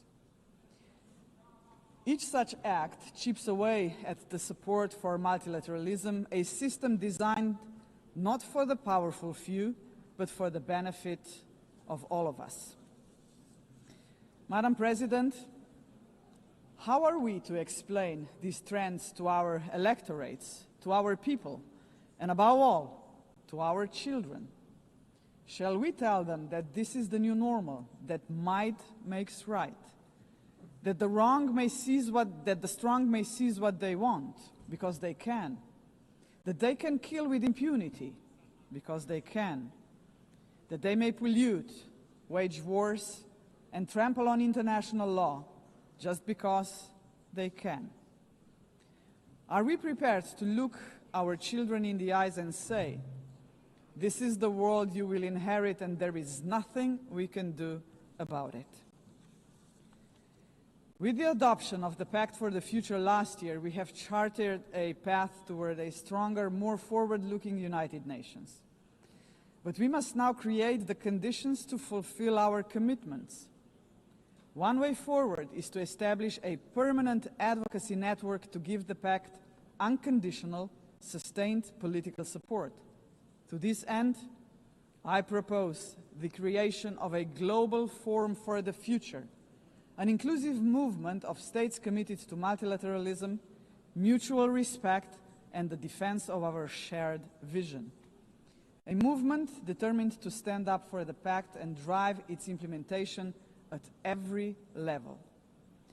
As states consider how to implement the Pact for the future, some solutions may be seen as inconvenient today, but in the long run, ladies and gentlemen, they are not optional. They are systemically necessary. The first example is the reform of the Security Council. We all recognize that it is the principal organ entrusted with the maintenance of international peace and security. But what it is not, and must never be, is a body that stands above international law to defend the interests of some at the expense of others. Jus cogens norms must be safeguarded as a matter of principle. If the prohibitions against genocide and crimes against humanity are accepted as jus cogens norms, can any permanent member claim a legitimate veto right in such circumstances? Member states have attempted to address this question through many reform proposals, but with minimal progress. This is why we must, there to go further now. We, the General Assembly, must take a bold step and request an advisory opinion from the International Court of Justice on this very question. Second, we must confront the gap between our words and actions on gender equity. Progress has been made, but far too modestly. Over the past 80 years, 13% of leaders in multilateral organizations have been women. And no woman has ever served as Secretary General of the United Nations. And this, ladies and gentlemen, must change. So, Excellencies, ladies and gentlemen, let us make history. Today, the 80th session of the General Assembly is led by only the 5th woman to hold the presidency. By the end of this session, she would be joined by a Madam Secretary General-elect, a living proof to 4 billion women that even the most impossible job is not beyond their reach. But gender representation is not enough. What we must achieve is actual gender equity because it benefits not only women and girls, but entire societies. True equity requires systemic change, and so women's empowerment must remain at the heart of our global agenda. International organizations must weave a gender perspective into every strand of policy making. And that should be a result of effective participation of women and girls themselves. Electing a Madam Secretary General would be historic, but it must only be the beginning of a much deeper transformation. Madam President, the Pact for the Future sets out clearly what must be done to change our world for the better. I have mentioned only 2 of the many challenges we must confront decisively. But we can only succeed as a community if we accept that there is no future for humanity without a fundamental change. The mandate of the Global Forum for the Future would be to push towards such a change. This is why it must be inclusive. It must not be merely a coalition of countries. It must inspire hundreds of millions of people. For when it comes to human dignity, the constituency of like-minded individuals is vast, diverse, and knows no borders. Human dignity is indivisible. We must fight for it no matter how great the obstacles are. And there are many, we know that. Think of hunger. Time and again, humanity rose across continents to confront the scourge of hunger, to no avail. Worse still, hunger is now being weaponized, turned into a tool of war. We receive reports on a daily basis of how women and children are starved because they are marked as legitimate targets, as enemies. How cruel, how inhumane is that, ladies and gentlemen? We cannot allow this to happen any longer. 40 years ago, musicians stood against hunger. Instead of guns, they, the Band Aid, used music. The world heard them, but they were not loud enough, as hunger has not been eradicated. Today, we have science. We can address on a scale beyond imagination not only hunger, but every act of violence against human beings and all human fears. Granted, science, technology, and global connectivity are too often twisted by cynical leaders and warmongering regimes. But they can also be harnessed for the common good. Artists, influencers, and visionaries with audiences of millions can join forces with the governments of like-minded nations. Together, their voice in defense of humanity could become irresistible. Together, we can demand real action by all governments, all world and community leaders on the Pact for the Future, and hold to account those who betray human dignity to its very core, through wars of aggression, genocidal policies, and crimes against humanity. If we join forces and make ourselves heard, nobody can ignore us, not even the most arrogant governments and individual politicians.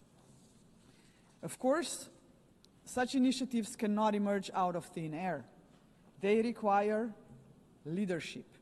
Strong, inclusive, and fearless leadership. We, the leaders of today, are only transient custodians of power.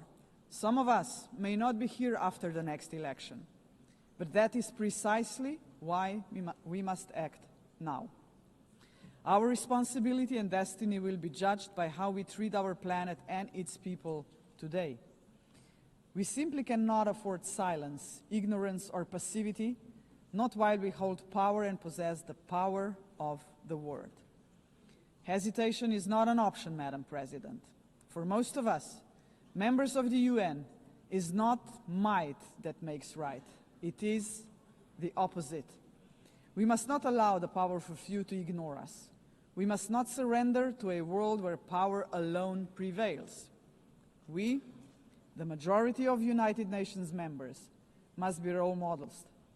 We must work for a different world. The Global Forum for the Future can be a platform for the much-needed transformation in which partnerships with non-state actors and companies are indispensable. Profits must finally serve development for all. Innovation and sustainability must drive tolerance, mutual respect, and inclusive dialogue. Is that too much to ask?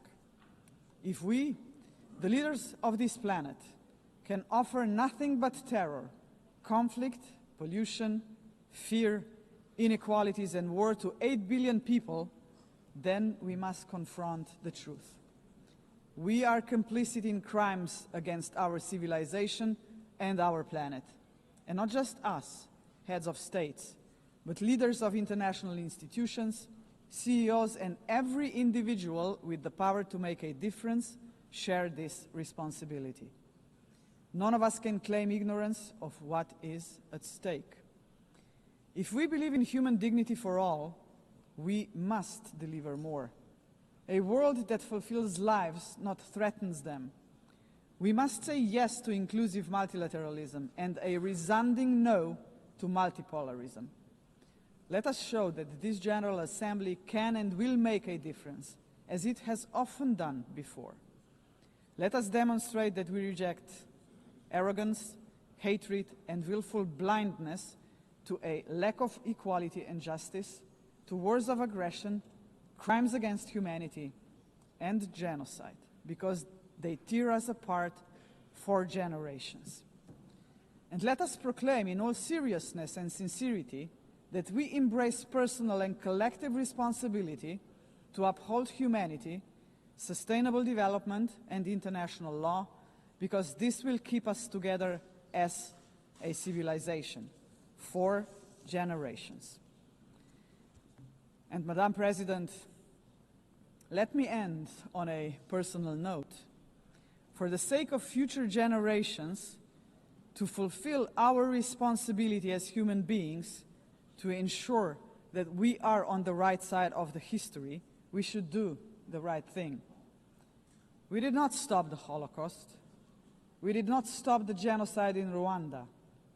We did not stop the genocide in Srebrenica. We must stop the genocide in Gaza. There are no excuses anymore. None. Ladies and gentlemen, thank you very much. On behalf of the Assembly, I wish to thank the President of the Republic of Slovenia. The Assembly will hear an address by His Excellency Kasim Jomart Tokayev, the President of the Republic of Kazakhstan. I request protocol to escort His Excellency and invite him to address the Assembly.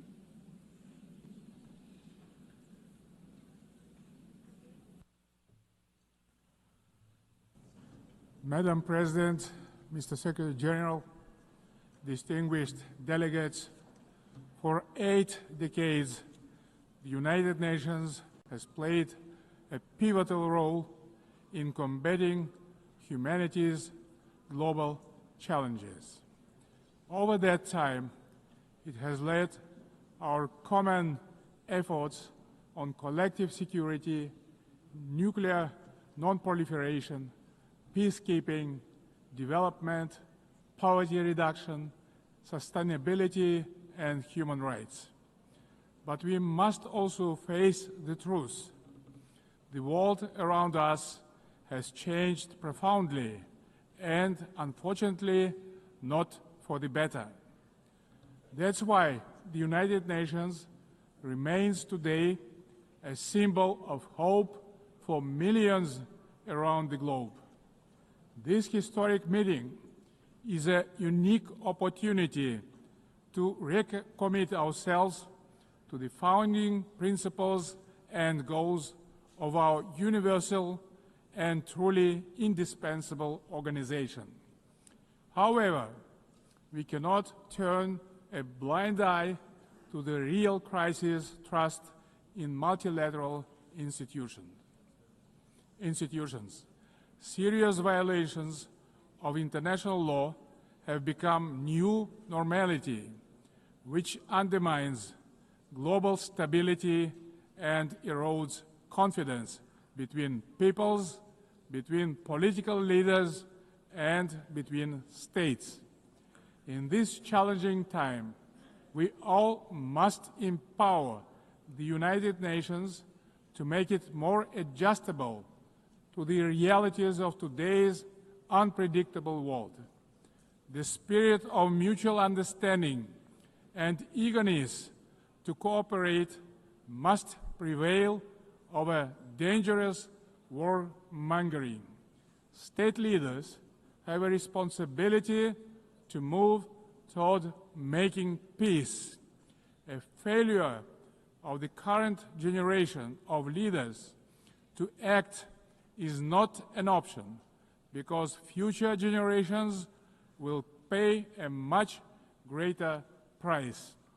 In this regard, comprehensive reform of the United Nations is a strategic necessity, not a subject for endless contemplations. We need to establish a new group of truly dedicated people who will highly professionally and without any hesitations make concrete proposals for reforming the United Nations to make it better suited to the challenges of today and objectives of tomorrow. A central pillar of this bold effort to renew the United Nations should be a reform of the Security Council. Major powers of Asia, Africa, and Latin America should be represented in the Security Council on the rotational basis. In addition, Kazakhstan strongly believes that the voices of responsible middle powers also need to be seriously amplified in the Security Council. In fact, they have already started to play a larger positive role in international relations, bringing balance and building trust. They can act as bridges within the United Nations when major powers are divided or failing to resolve pressing issues of common concern. Above all, a credible United Nations for the 21st century requires member states to take concrete steps toward durable peace and security.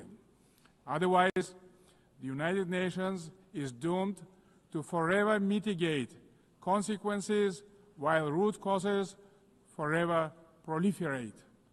We can begin this process already today by reaffirming our steadfast commitment to the Charter of the United Nations.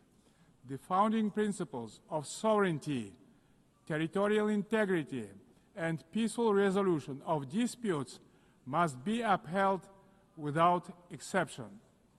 Selective application of the Charter undermines its credibility. The world needs a new consensus based on trust, inclusiveness, and shared responsibility. For example, the enemy state clauses of the Charter, historical remnants of the Second World War, have already been recognized by the overwhelming majority of the international community is obsolete. For all these reasons, it's time to have a serious conversation about Charter review. Today we face an alarming reality. Arms control treaties are collapsing, and with them, so are the foundations of strategic stability. Global military spending in 2024 hit a record $2.7 trillion. The global cost of violence reached nearly $20 trillion. Therefore, rebuilding a robust global security architecture should remain a top priority for the international community. We advocate relaunching high-level dialogue among nuclear powers and stronger multilateral action to drastically reduce the looming threat of nuclear weapons. More widely, we must begin the hard work of getting rid of the militant mindset. We can do so by tracking closely how much our countries invest in peace. Kazakhstan is ready to host a new dialogue on nuclear disarmament and non-proliferation. We can focus on informal, inclusive exchanges that reinforce the NPT and support progress toward the CTBT. We also call to advance our proposal to establish international agency for biological safety and security.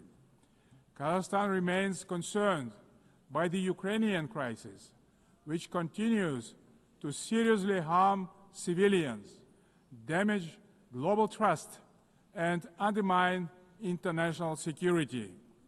Nonetheless, bilateral and international diplomatic efforts on this conflict should continue along with political flexibility to meet the long-term interests of both states. Territorial disputes are never easy to resolve and require mutual restraint and responsibility for the sake of future generations. The psychology of animosity drags all involved in conflicts to the abyss, leaving no chance to reach peace. The humanitarian crisis in Gaza has reached a disastrous scale that cannot be ignored. This conflict stems from a complex historical background. We cannot ignore the root cause of this belligerence. Kazakhstan calls for full protection of all civilians and unhindered humanitarian access in strict compliance with international humanitarian law. We reaffirm our support of the two-state solution, with the United Nations playing a central role. Kazakhstan acknowledges diplomatic initiatives aimed at regional reconciliation in the Middle East, including the Arab Peace Initiative, the New York Declaration, and the Abraham Accords, and others. They demonstrate that leadership and political will can turn division into cooperation and shared benefit. We also welcome the normalization of relations between Azerbaijan and Armenia under the mediation of the United States President. It shows that even entrenched conflicts can be settled through diplomacy and common sense. Guided by this principle, Kazakhstan consistently favors diplomacy over escalation and dialogue over force. Current geopolitical tensions sometimes tempt some leaders to claim that a clash of civilizations is inevitable.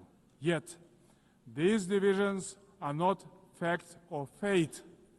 They are political choices. Global public goods such as science, medicine, sports, religion, and culture should not become subjects of geopolitical divisions and sanctions. These spheres of human activity bind us together under a humanitarian umbrella. When political leaders make irresponsible statements or take reckless decisions, manipulating religion and identity for political gain, they in fact seriously damage the trust and goodwill in striving for peace. Political leadership must be rooted in mutual understanding and respect, not mutual suspicion and arrogance. Tolerance and wisdom are the foundation of lasting peace and must be upheld through the rule of law. Dear friends and colleagues, we observe a growing fragmentation and political bias of investment flows. As a result, global FDI fell to $1.5 trillion last year. Kazakhstan strongly advocates for greater international investment cooperation. More than $400 billion have been attracted to our economy within 30 years of independence. Our commitment to open market principles is absolutely firm and will remain a cornerstone of our state policy. Located in the very center of Eurasia, Kazakhstan is poised to play a crucial role as a logistic hub, handling 80% of all overland transit between Asia and Europe. We are investing tens of billions of dollars in our transport and transit infrastructure, including the Belt and Road Initiative, the North-South and Trans-Caspian transit corridors. Kazakhstan will continue to develop regional supply chains that are the heart of the emerging global transport network. By 2029, we plan to build 5,000 kilometers of new railway lines. Kazakhstan has made the Sustainable Development Goals a core pillar of its national agenda, integrating their targets into state planning and budgeting. With the support of the United Nations Secretary General and partner states, Kazakhstan now hosts the new United Nations Regional Center for SDGs for Central Asia and Afghanistan in Almaty. Today, Central Asia is demonstrating a renewed sense of unity and mutual trust. It is emerging as a proactive contributor to international peace and progress. The Central Asian Five are strengthening cooperation, proving that regional solidarity can be a powerful force for development and security. This has enabled our region to engage key global partners in the unique Central Asia Plus dialogue format.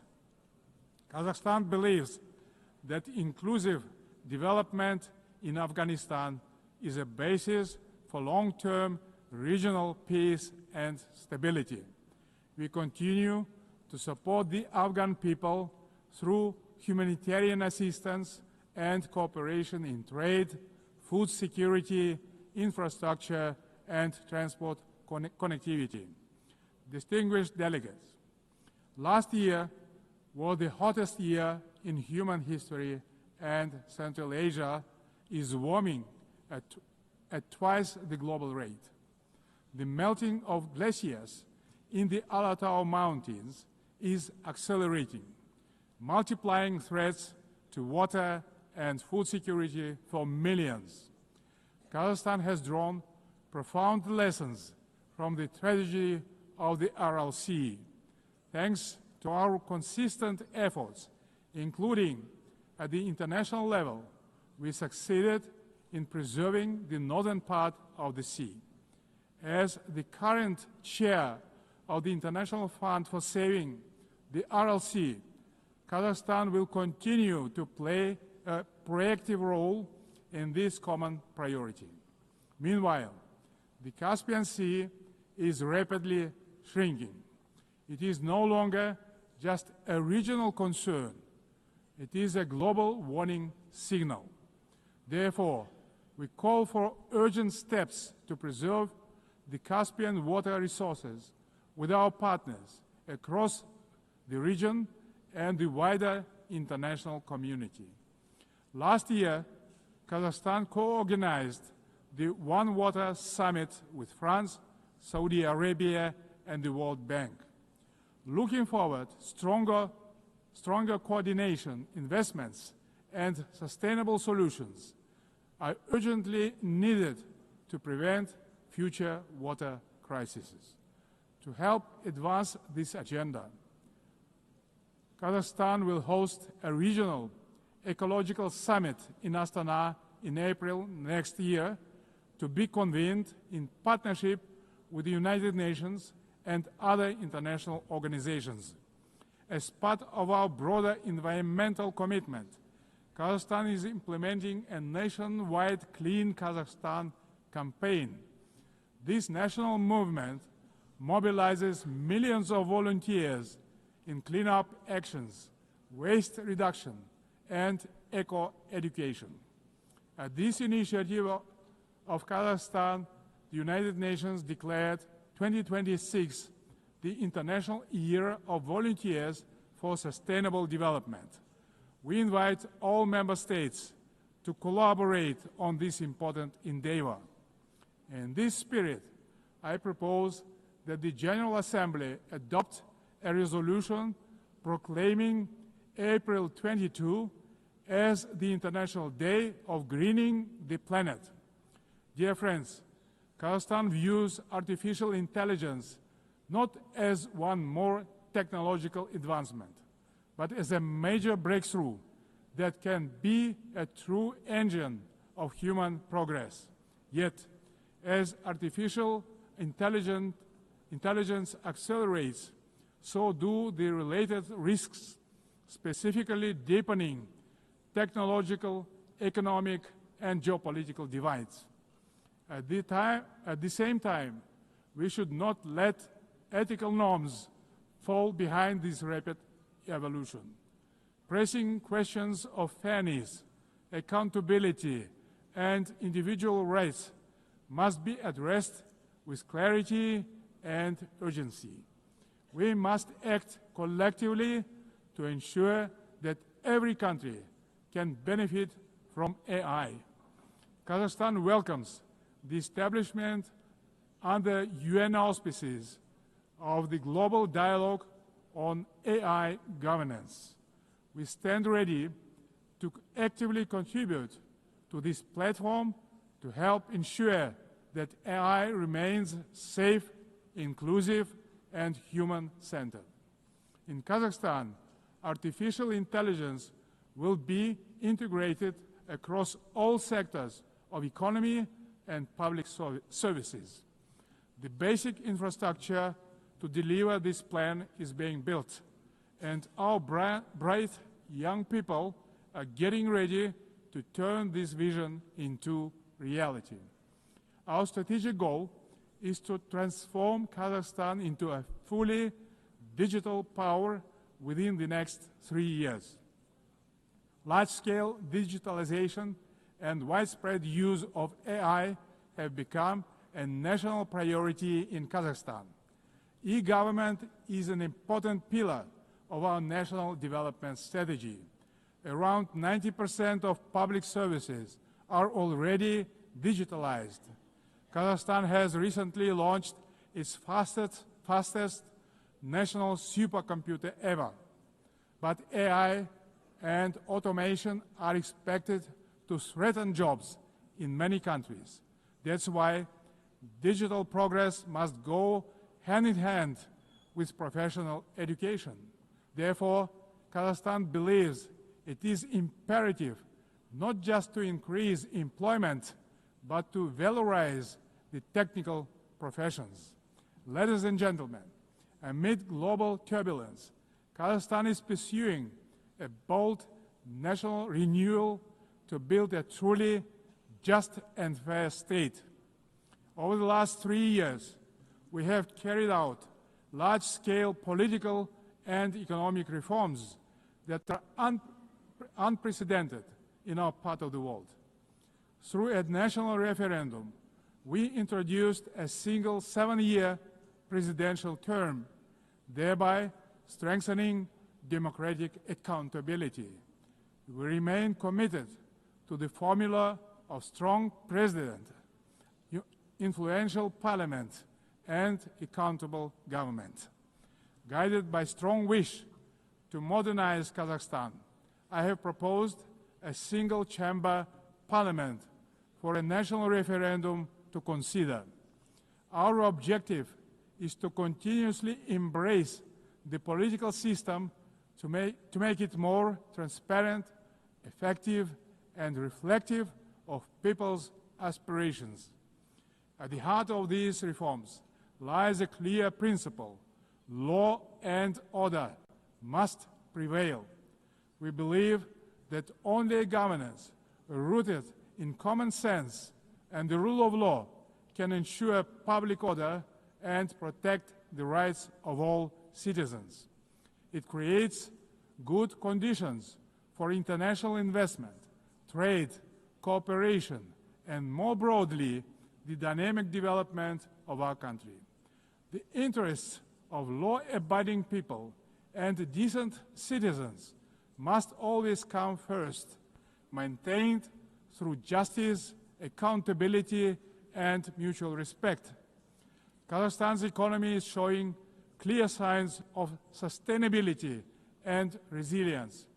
This year, economic growth is expected to exceed 6%, underscoring the sustainability of our economy as the largest in our part of the world. But we are not complacent. We will continue our efforts to ensure a long-term growth. Kazakhstan's energy strategy is based on 4 pillars: oil and gas, coal, uranium, and critical minerals. These precious assets are the basis of reliable energy partnerships. Climate change and the green agenda cannot be accepted by all countries that have huge deposits like coal, which nowadays can be cleaned up by advanced technologies. That's why we have committed to decarbonize our country in 35 years. Renewable energy is not the single solution to all energy problems. Agriculture is another driver of our development with huge potential for global markets. Kazakhstan's grain export capacity has amounted to 12 million tons, reaching a great number of international markets, creating new opportunities for trade expansion using enhanced transport connectivity.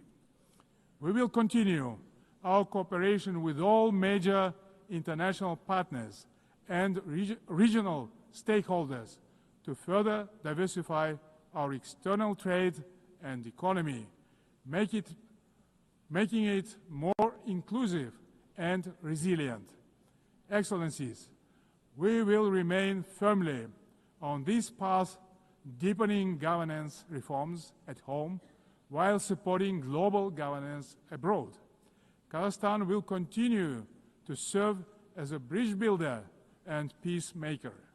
It will also continue to choose balance over domination, cooperation over confrontation, and peace over war. We stand ready in cooperation with other players, stakeholders in the international community to renew the promise of the United Nations as a beacon of peace, justice, and cooperation. Thank you very much. On behalf of the Assembly, I wish to thank the President of the Republic of Kazakhstan. The Assembly will hear an address by His Excellency Matamela Cyril Ramaphosa, President of the Republic of South Africa. I request Protocol to escort His Excellency and invite him to address the Assembly.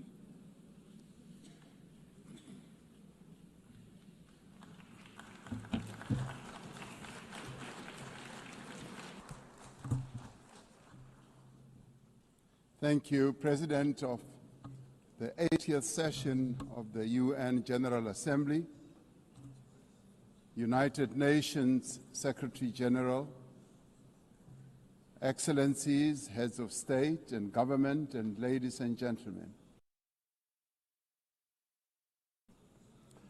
80 years ago, the United Nations was established to save succeeding generations of humanity from the scourge of war and to build a peaceful, prosperous, and just world arising from the devastation brought about by global conflict. Through the UN Charter, the nations of the world pledge to uphold peace, development, and human rights, which would be underpinned by international law. Now more than ever, we are called upon to uphold the values and advance the purpose of the United Nations.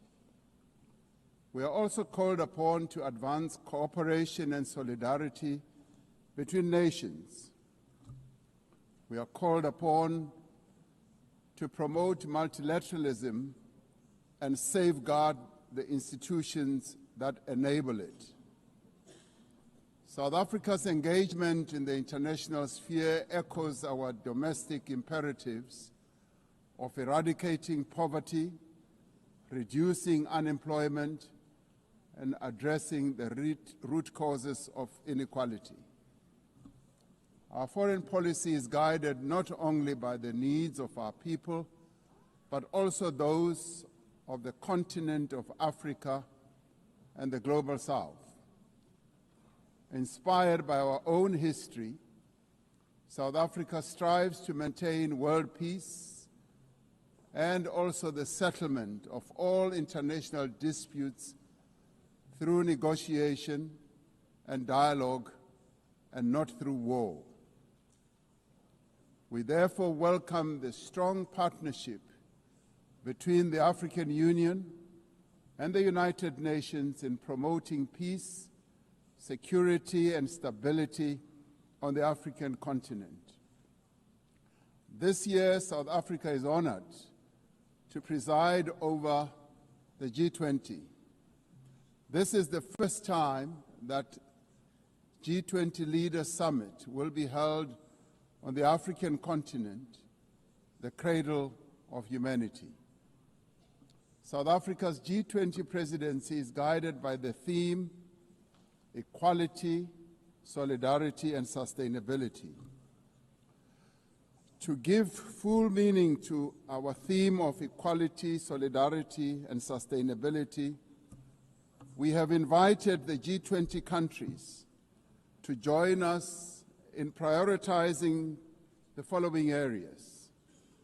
Firstly, in discussion to strengthen disaster resilience and response by addressing the increasing frequency and impact of climate-induced natural disasters. Secondly, to ensure that we have debt sustainability for low-income countries by crafting innovative ways to support countries to have low levels of debt to maintain economic stability. Thirdly, to discuss how to mobilize finance for a just energy transition by encouraging investments in renewable energy and sustainable technologies, without foregoing what we would call baseload energy sources. Fourthly, by harnessing critical minerals for inclusive growth and sustainable development through the value addition processes, that is, beneficiation of these minerals at the source where the minerals are extracted, to foster the development of communities where these minerals are found. These priorities reflect South Africa's commitment to addressing global challenges and promoting inclusive growth and sustainable development. Our country's G20 presidency is a significant opportunity for South Africa to advocate for Africa's development agenda and to amplify African voices in global economic governance for a continent that is irreversibly on the rise. As member states of the United Nations, we have all adopted the Sustainable Development Goals. However, many of these goals remain elusive. There are many reasons that hold many countries back from fulfilling and implementing these development goals.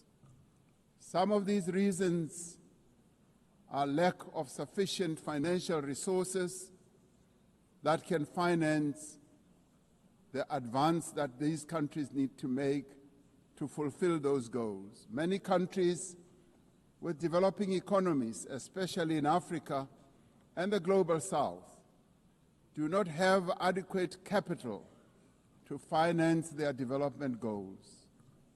They are indebted and are paying much more on debt servicing than they do on health and education. In fact, these countries pay much more than countries in the North for their debt. Yet through global solidarity, by having fairer lending rules, especially for several of the Global South countries, we can achieve our shared commitment. Through the G20 process, we are working towards building consensus on how this problem can be tackled, including the reform of international financial institutions, particularly multilateral development banks, to better tackle global challenges that many countries face. The multilateral trading system needs to be reformed as we reconfirm that the World Trade Organization remains the only multilateral body that is capable of managing differences and coordinating positions in global trade. Trade is one of the most important instruments to mobilize domestic resources for development.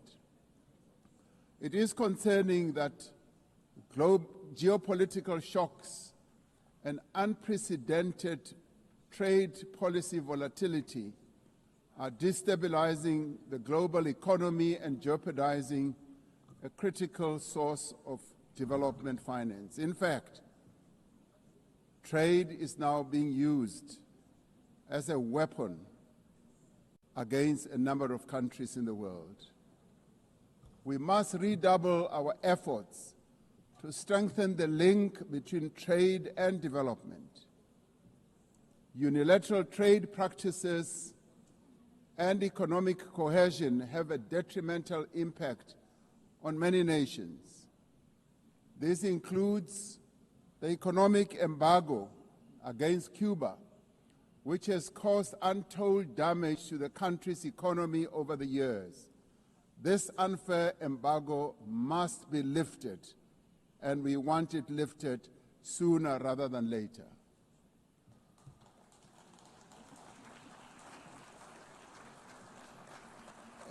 In the midst of global trade uncertainty, the African continent is providing a pragmatic example of constructive collaboration and cooperation by using the African Continental Free Trade Area as an engine for sustainable growth and development. This will, with commitment, become the central pillar of economic cooperation and integration for our continent. As part of the effort to build more inclusive economies, South Africa's G20 presidency has launched an extraordinary committee of independent experts on global wealth inequality. This committee, chaired by Professor Joseph Stiglitz, a Nobel laureate, will deliver the first ever report on global inequality to G20 leaders when they meet in November in Johannesburg in South Africa. Climate change is an existential threat. We are failing future generations by our inability to reduce global warming. Climate change is reversing economic growth and development gains in many countries, especially in the global south. Although Africa carries the least responsibility for climate change, many countries on the continent of Africa experience much of its harshest effects. Extreme weather events like floods and droughts are driving food insecurity, displacing populations, causing damage to infrastructure, and leading to the unnecessary loss of livelihoods. Member states must honor their undertakings and commitments in line with the guiding principle of common but differentiated responsibilities and respective capabilities. The Secretary General recently reported that global military expenditure has reached historic highs, just as the world is falling behind on its core development promises. We are building weapons when we should be building social infrastructure that advance the lives of our people. We are fighting wars that cause death and destruction when we should be fighting poverty and developing the livelihoods of vulnerable people. We must act decisively to silence all the guns everywhere to realize the goal of sustainable development and global peace. And I do believe that this is an objective that is possible to reach. As we commemorate the 80th anniversary of the UN, the relevance of this institution and various multilateral processes for the maintenance of international peace and security is being willfully undermined. There is an increasing reliance on unilateral military action in contravention of international law. The United Nations Security Council has proven to be ineffective in its current form and composition in carrying out its charter mandate to maintain international peace and security. South Africa remains deeply concerned by the erosion of the credibility of the Security Council and its failures to ensure accountability and uphold international law. As the security and humanitarian situations in the Democratic Republic of the Congo, Sudan, Gaza, and elsewhere deteriorate, it is a matter of great concern that there are countries that continue to violate international law and also defy the United Nations resolutions and rulings, also from bodies like the International Court of Justice. The establishment of the Hague Group and the Madrid Group aim to reaffirm the primacy of international law, promoting accountability and ensuring support for a just peace. We cannot and should not accept that members of this organization continue willfully to violate without consequence the charter that we have all agreed to uphold. Therefore, as nations that have pledged to uphold the UN Charter, we have the ultimate responsibility to ensure and protect the rights of the Palestinian people to self-determination, consistent with the case that South Africa brought before the International Court of Justice. There is growing global consensus. There is growing global consensus that Israel is committing genocide in Gaza. Just last week, the United Nations Independent International Commission of Inquiry found that Israel is responsible for the commission of genocide in Gaza. As Palestinians continue to face genocide and famine, we have a duty to act. South Africa has acted in the interest of saving lives by insisting that the International Court of Justice should make a ruling that indeed genocide is being committed in Gaza and that it should stop. And we stand here to say it must stop.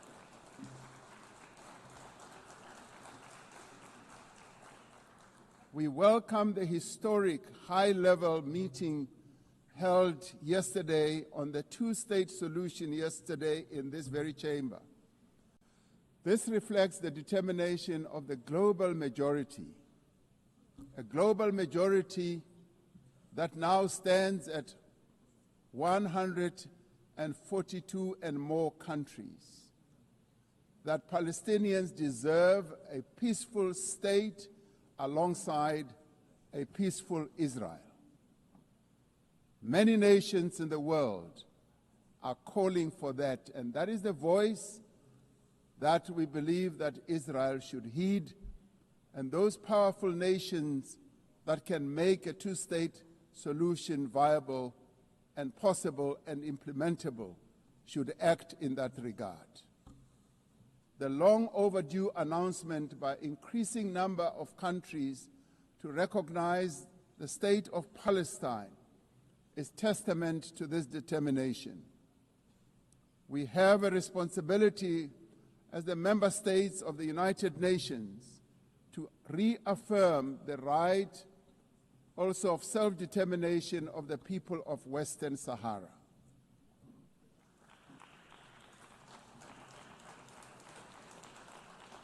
The very first resolution of the United Nations General Assembly in January of 1946 called for the elimination of atomic weapons. The resolution was passed shortly after the catastrophic use of atomic bombs on Hiroshima and Nagasaki that killed thousands of people. Decades later, we have not made significant progress in the fulfillment of the commitment to nuclear disarmament. In 2026, next year, South Africa will be presiding over the first review conference of the Treaty on the Prohibition of Nuclear Weapons. This treaty reaffirms that there is no greater assurance of non-proliferation than the complete prohibition of nuclear weapons. I was glad to hear that a number of leaders stood here to speak against nuclear weapons and the use thereof.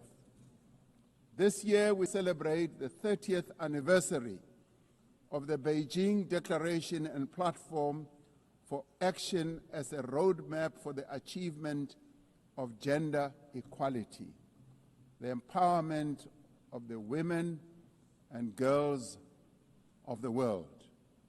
South Africa reaffirms its unwavering commitment to the empowerment of women and their full, equal, and meaningful participation in all spheres of life. Yes, we would support also the election of a female Secretary General of the United Nations. The Beijing conference milestone reminds us of our shared responsibility to advance human rights, dignity, and justice for all. We are all equal, men and women, and there is no reason that we continue to hold the women of the world backwards. The right to development must be central to the policies and operational activities of the United Nations and its specialized agencies, programs, as well as funds. It must be at the core of the policies and strategies of the international financial and multilateral trading systems. As we celebrate 80 years of the United Nations, we must seize the opportunity to build a better United Nations for the next 80 years. What is needed now is a stronger and more capable United Nations, a United Nations that is based on the renewed commitment to its founding principles. We must invigorate the negotiations on the Security Council reform at the intergovernmental negotiations in the General Assembly, including by initiating text-based negotiations. The Security Council must be accountable. It must also be representative. It must be democratic and effective in executing its mandate. We can no longer accept that a large portion of the world's population is not represented in the United Nations Security Council.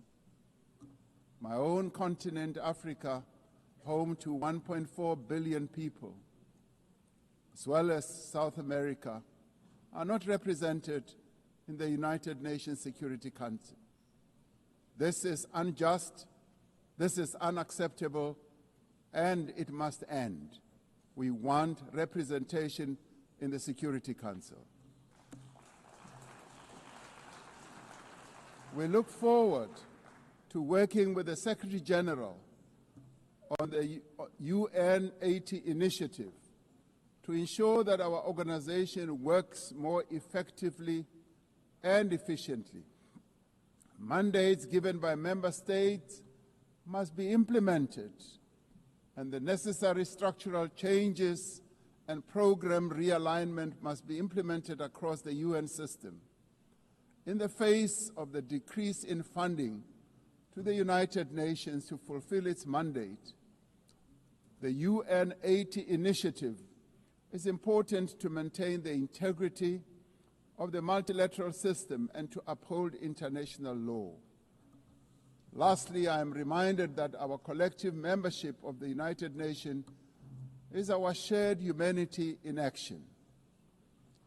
The United Nations at 80 compels us to reflect on our collective achievements and to chart a way forward, building an organization that is able to address our common challenges. We must rise to the occasion and do our utmost together to ensure the political, economic, and social freedom of all humanity. We must reaffirm that freedom is indivisible and that the denial of the rights of one person diminishes the freedom of all of us. We must reaffirm the equal dignity and worth of every person and must therefore leave no one behind and no country behind. I thank you. On behalf of the Assembly, I wish to thank the President of the Republic of South Africa. The Assembly will hear an address by His Excellency Shavkat Mirziyoyev, President of the Republic of Uzbekistan. I request Protocol to escort His Excellency and invite him to address the Assembly.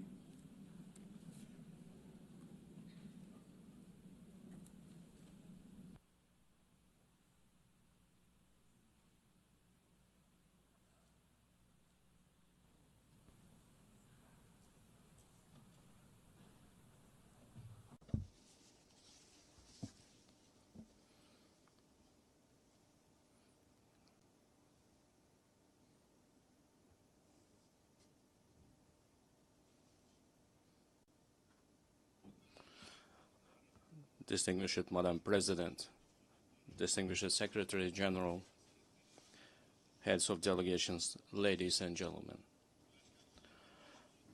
I am truly delighted to extend my congratulations to you with the 80th anniversary session of the United Nations General Assembly. Our meeting today is taking place in a complex, rapidly changing global situation that calls for new approaches to the work of our organization and its future. Today, across the world, the role and place of international institutions are weakening. Confrontations, conflicts, and wars are intensifying. Technological and social inequality is increasing. An economic and humanitarian crisis are deepening. All of this is creating an entirely new and unsettling geopolitical reality. We highly commend the efforts of His Excellency Secretary General Antonio Guterres aimed at maintaining our organization as a main platform for the peaceful resolution of the most difficult and pressing global issues. In this regard, we fully support the UNAT initiative and reaffirm our strong commitment to the Pact for the Future. We support the transformation of the United Nations Security Council and the expansion of its membership in order to effectively address current threats and challenges and protect the interests of the developing countries. Distinguished participants of the session, we are pursuing a policy to build a democratic, law-governed, social, and secular new Uzbekistan in full alignment with the Sustainable Development Goals. To this end, we are consistently continuing our irreversible reforms. Our top priority goal is to fundamentally transform the lives of each and every family and citizen in our country to enhance human dignity and well-being. In recent years, we have managed to reduce the poverty rate in Uzbekistan from 35% to 6.6%. We have achieved this result primarily through the transformation of the education and science sector, establishment of innovative industries and high-tech manufacturing enterprises, modernization of green energy and transport infrastructure, comprehensive development of small businesses, and as a result, the creation of millions of jobs. In our country, preschool education coverage has increased from 27% to 78%, while the higher education uptake among our youth has risen from 9% to 42%. Most importantly, we consider enhancing the prestige of the teaching profession as a key issue. In order to create a single international platform for the exchange of teachers' experience and knowledge, we propose to hold a World Summit on Professional Education in Uzbekistan. We are also creating an advanced healthcare system in our country. We invite all our foreign partners to participate in a high-level event dedicated to the fight against childhood cancer and other serious diseases, which will be held tomorrow at our initiative at the United Nations headquarters.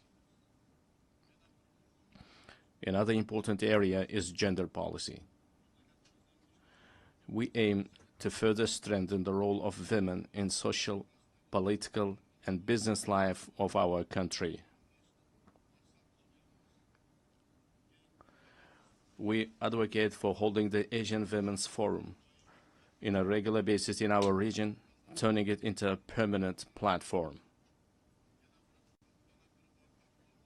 I would like to emphasize once again, we remain committed to our obligations in achieving the Sustainable Development Goals. By the year 2030, we intend to join the ranks of upper middle income countries. To this end, we will consistently continue our open and pragmatic policy. Ladies and gentlemen, 8 years ago, from this esteemed podium, we declared our firm determination to transform Central Asia into a region of peace, good neighborliness, and partnership. Today, we can confidently declare that we have achieved this strategic goal. The era of closed borders, unresolved disputes, and conflicts is in the past. In recent years, the volume of mutual trade, investments, and transportation of goods in our region has increased fivefold.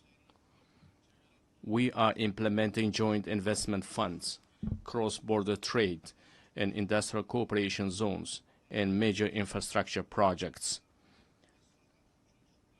We also recognize as a common achievement that the consultative meeting of the heads of the state of Central Asia have become an effective mechanism for deepening regional integration. I can confidently affirm that as of now, we are at the beginning stage of the forming a new Central Asia. Our region, thanks to its unity, stability, and distinct identity, is steadily securing a stronger position in the system of international relations as an independent actor. In order to achieve our goals, we intend to give top priority to expanding mutually beneficial ties with all our foreign partners. In this regard, together with UN structures, we propose to implement a number of new projects and programs in our region. In particular, we propose holding an international forum under the auspices of ECOSOC and UNCTAD, dedicated to the economic development of the Central Asian states, establishing a regional hub for green technologies in industry jointly with UNIDO, adopting program on the rational use of water resources, the creation of green spaces, and the achievement of demographic resilience in our region.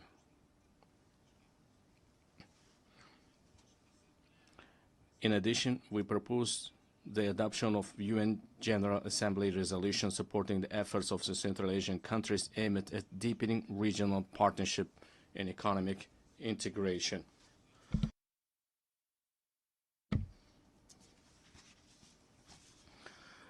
Distinguished heads of delegations, speaking about global and regional security and sustainable development, it is impossible to overlook the issue of Afghanistan. Supporting the aspirations of Afghan people for a peaceful and stable life requires the united efforts of the international community. I would like to emphasize that it is of utmost importance to prevent this country's isolation. We intend to implement large-scale economic and infrastructure projects in that country. We propose to adopt a dedicated UN resolution on the development of transport and energy corridors of international significance through the territory of Afghanistan. At the same time, we cannot turn a blind eye to the deeply worsening humanitarian crisis in the Gaza Strip. We call for an immediate cessation of hostility and the continuation of political negotiations. In line with the UN resolutions, we remain steadfast supporters of the two-state solution principle. We are also deeply concerned by the situation around Ukraine. We welcome the start of the high-level dialogue. It aimed at resolving the crisis through diplomatic means. Distinguished participants of the event, effective measures are being undertaken to implement the global counterterrorism strategy in Central Asia. In cooperation with the UN Office of Counterterrorism, a regional council on rehabilitation and reintegration was established. We propose to transform this council into an international competence center. This very body will serve as an important platform for exchanging experiences on adapting to peaceful life for those repatriated from conflict zones. Furthermore, we stand ready to provide all the necessary conditions for the establishment of the Regional Office of Counterterrorism in Uzbekistan. Dear ladies and gentlemen, in today's world full of threats, we are witnessing how vulnerable the global transport system is. These challenges primarily have a negative impact on the stability of landlocked developing countries. It is of utmost importance to ensure the security of international transit corridors and to establish efficient logistics networks. In this regard, we believe the time has come to introduce a global mechanism on strengthening transport connectivity to achieve sustainable development goals. I would also like to draw special attention to the increasingly acute challenges of climate change. For instance, the consequences of the RLC desiccation must remain at the constant focus of the international community. We are consistently continuing our work to restore the RLC ecosystem.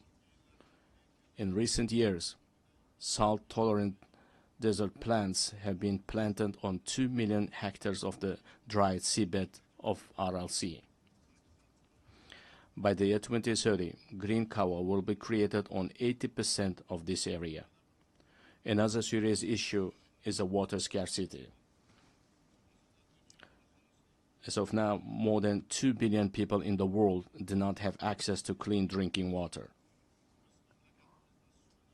We are planning to hold a World Forum on water saving in our country. The outcomes of this conference are expected to recognize the water crisis as a serious threat to sustainable development. We intend to adopt a special roadmap for the wide introduction of innovation technologies in a global level. Another adverse consequence of climate change is the intensifying trend of climate migration. Unfortunately, clear international mechanisms and the legal framework in this direction have not yet been created. We advocate for the adoption of the Global Pact for a broad international partnership and coordinated policy on this serious issue. Dear participants of the meeting, it is of great importance to prevent inequalities in digital development and the use of artificial intelligence between countries. We propose to create an international cooperation mechanism aimed at the gratis exchange of practical solutions and models of artificial intelligence in healthcare, education, and culture. I would like to emphasize another priority issue. Our future, the destiny, and the prosperity of the world are in the hands of the younger generation. It is our urgent task to instill in the hearts and minds of our sons and daughters the most noble ideas, such as peace, humanism, and friendship, mutual trust, and respect. In this regard, we put forward the proposal to establish the World Youth Movement for Peace and to locate its headquarters in Uzbekistan. We are consistently implementing a policy of tolerance in our society. At the same time, We will actively continue our efforts to deeply study the ideas of Islamic enlightenment and promote them to the world. In the coming months, we will open the Center of Islamic Civilization, which is unique for our wider region. We intend to hold a special presentation at the United Nations of the rich spiritual and scientific heritage of our great ancestors, thinkers and scholars such as Imam Bukhari, Imam Tirmizi, and Imam Maturidi. Dear ladies and gentlemen, the new Uzbekistan is a supporter of mutual solidarity, open dialogue, and close partnership with all countries. We are always ready to contribute to strengthening dialogue among peoples, cultures, and civilizations, and to achieving universal human goals. I thank you very much for your attention. On behalf of the Assembly, I wish to thank the President of Republic of Uzbekistan. We have heard the last speaker in the general debate for this meeting. The next plenary meeting to continue with the general debate will be held immediately following the adjournment of this meeting. The meeting is adjourned.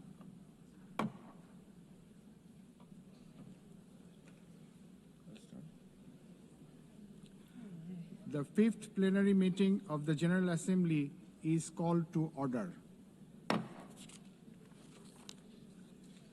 The Assembly will hear an address by His Excellency Hurel Suk Ukna, President of Mongolia. I request protocol to escort His Excellency and invite him to address the Assembly.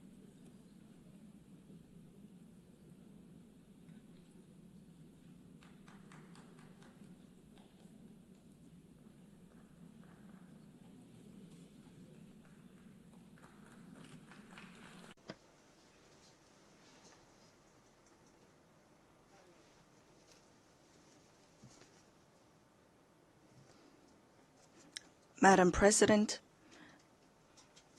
Mr. Secretary General, distinguished delegates, ladies and gentlemen, at the outset, I wish to extend my sincere congratulations to Ms. Annalena Baerbock on assuming the important role of the President of the General Assembly at this historic moment marking the 80th anniversary of the United Nations, and my best wishes for a successful session. 8 centuries ago, the great Genghis Khan established the great Mongolian Empire, bringing together the West and the East under the rule of justice and principled statecraft. Spanning the vast expanse of Eurasia, the Pax Mongolica era heralded a period of remarkable progress and flourishing for humankind. The Pax Mongolica embodied progressive ideals that form the basis of today's collective efforts to maintain global peace and stability.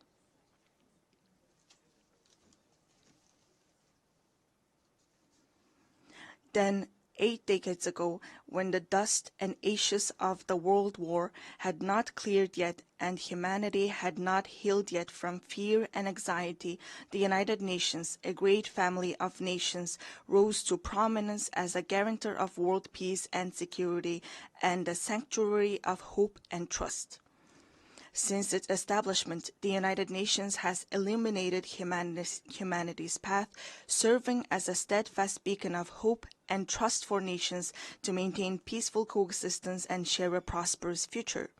In today's volatile and challenging international environment, we welcome Better Together, 80 years and more for peace, development, and human rights as the theme for the 80th session of the General Assembly and the general debate.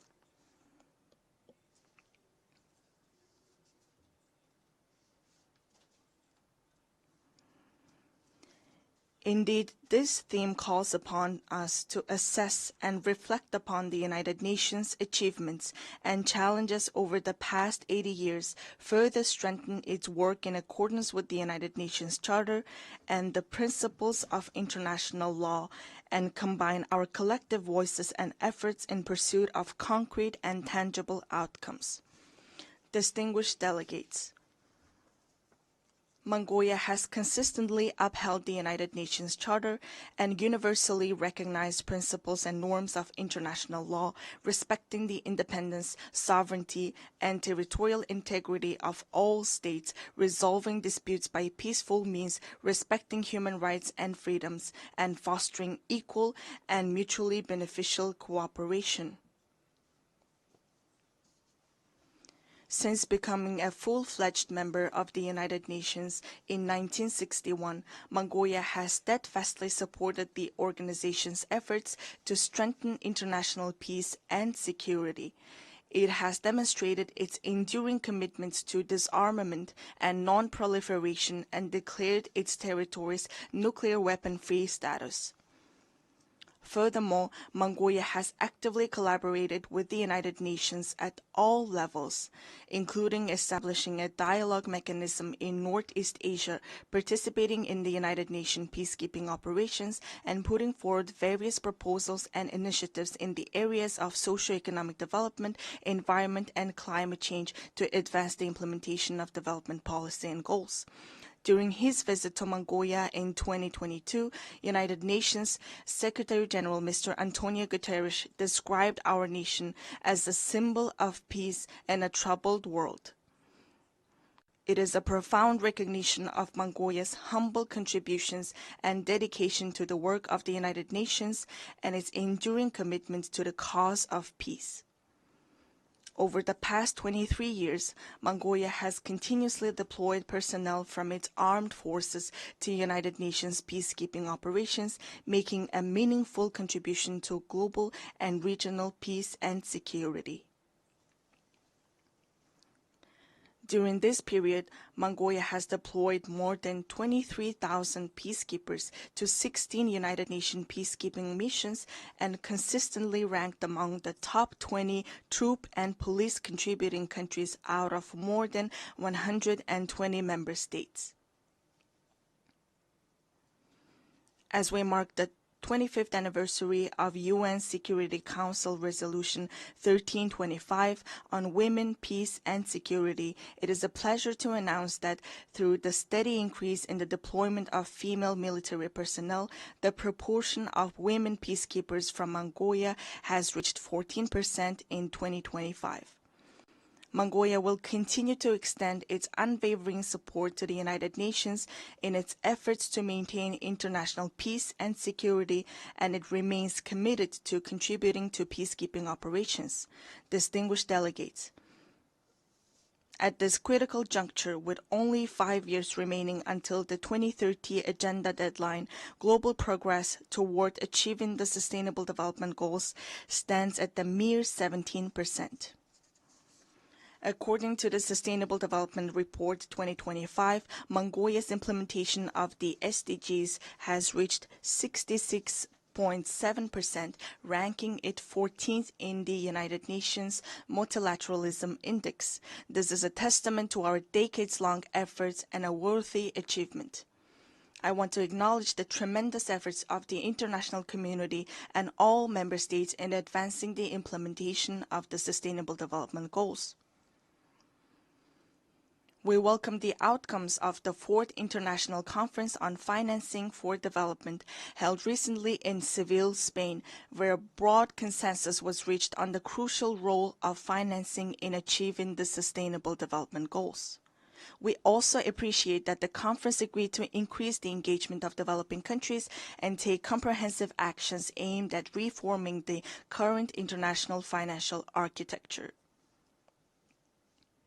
Within the framework of implementing the Seville commitment adopted at the conference, it is essential to direct international development cooperation towards supporting the most vulnerable groups and addressing their challenges.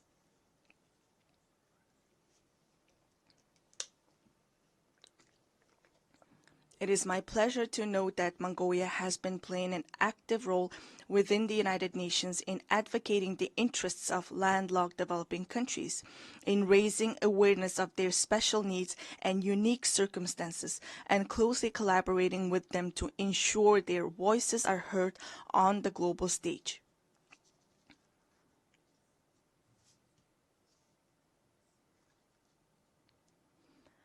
The third United Nations Conference on Landlocked Developing Countries convened in August in Turkmenistan and adopted the Avaza Program of Action for 2024 and 2034.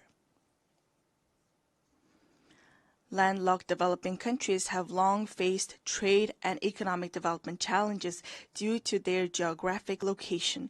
Member states have committed to implementing the program to advance the development of landlocked developing countries over the next decade and bring positive improvements to the livelihoods of more than 600 million people living in these countries. To ensure the effective implementation of the Avaza Program of Action, it is crucial for landlocked developing countries to align their national development plans with the program while mobilizing all available resources to strengthen regional integration and cooperation. Furthermore, we call upon the international community, financial institutions, and development partners to provide concrete support and cooperation with landlocked developing countries. Distinguished delegates, Mother Earth is our one and only home. However, as a result of humanity's careless behavior towards the environment, Mother Earth, with her very existence under threat, is sending a distress call like a patient in critical condition. If we do not take resolute action to preserve our Mother Earth now, she will inevitably find her own way to survive, with or without us. Since ancient times, we Mongols have believed that all beneath the sky is alive. We have revered mountains, rivers, plants, and animals, understanding that the harmony of the earth and the living world is inseparably intertwined with humanity's inner life and conscious actions. 2 millennia ago, the great Han Modon of the Huns, the Mongols' ancestors, proclaimed that the very foundation of the state is the land. Thus, UNESCO recognized this time-honored tradition of revering nature by inscribing the Mongolian traditional ritual of worshipping sacred sites on the last of the intangible cultural heritage in need of urgent safeguarding. We Mongols are a people blessed with the beautiful tradition of living in harmony with Mother Nature, preserving her pristine purity and nurturing our children from an early age with the mindset and spirit to cherish her. Accordingly, the United Nations General Assembly resolution entitled 800 Years of Mongolian Statehood, adopted in 2005, highly appreciated the contribution of Mongols to humankind's history and recognized the ever-increasing significance and relevance of a culture of living in harmony with nature, which is inherent in nomadic civilization in today's world.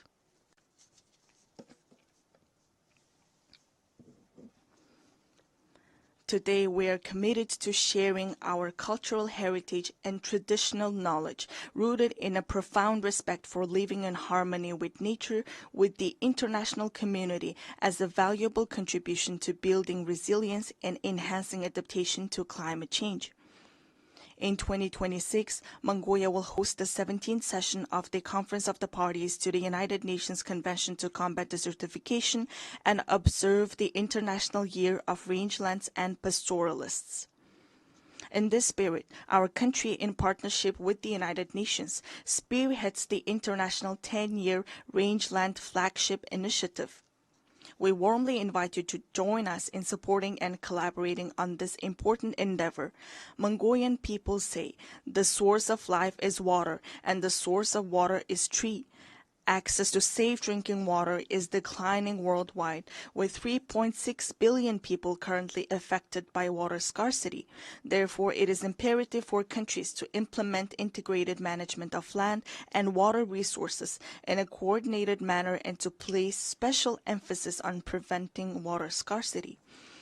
I cordially invite you all to participate at the highest level with broad participation in the 17th session of the Conference of the Party to the United Nations Convention to Combat Desertification, scheduled from August 17 to 28, 2026 in Ulaanbaatar. This conference seeks comprehensive solutions to adapt to climate change, protect and enhance water resources, and combat desertification and land degradation.